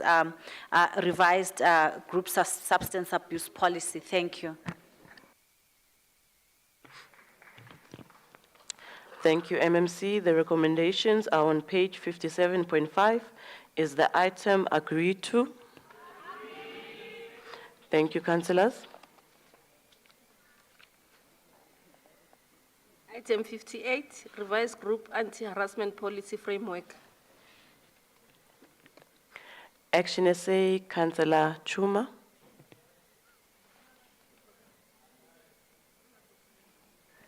Before you come in, Councillor Chuma, Councillor Rain. Sorry, Madam Speaker, just for some clarity, I thought we were calling it at 6. Sorry, just for clarity, for purpose. Councillor Rain, please sit down. Councillor Chuma, continue.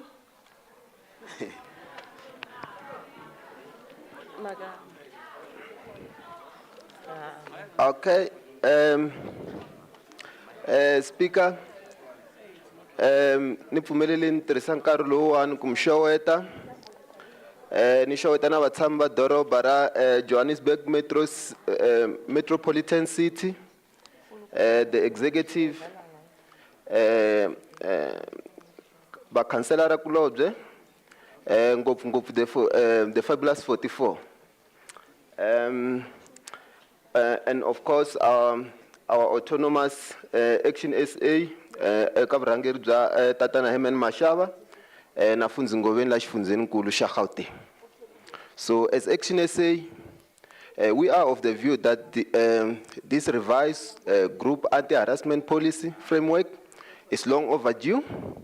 It is informed by our principles when it comes to the rule of law, taking into consideration the heinous various acts of harassment that are directed to both men and women at workplace, with women and subordinate being the most vulnerable ones.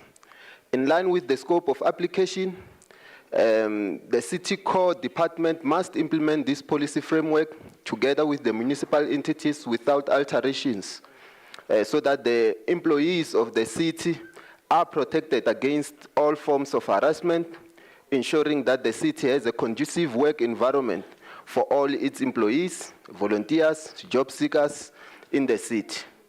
In line with our adherence to constructiveness, we support the approval of this group anti-harassment policy framework Annexure A, Nakensa.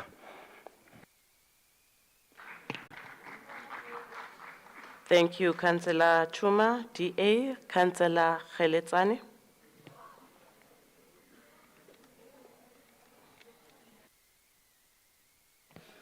Thank you, Speaker.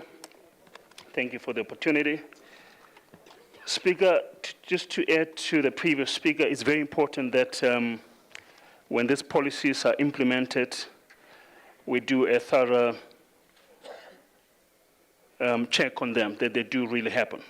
Speaker, these policies must render mitigations by creating conducive work environment, and also the city must continuously monitor this risk through policy reviews, roadshows, and engagement, including council welfare wellness programs. Speaker, the Democratic Alliance approved these policies. Thank you. Thank you, Councillor. EFF, Councillor Muepi. Thank you very much once again, Speaker, and greetings to the House. The EFF has always and will always be the vanguard of the oppressed and the vulnerable. So this item is very close to our heart, and we unconditionally and courageously supporting this item. Thank you. Thank you, Councillor. ANC, Councillor Mueti.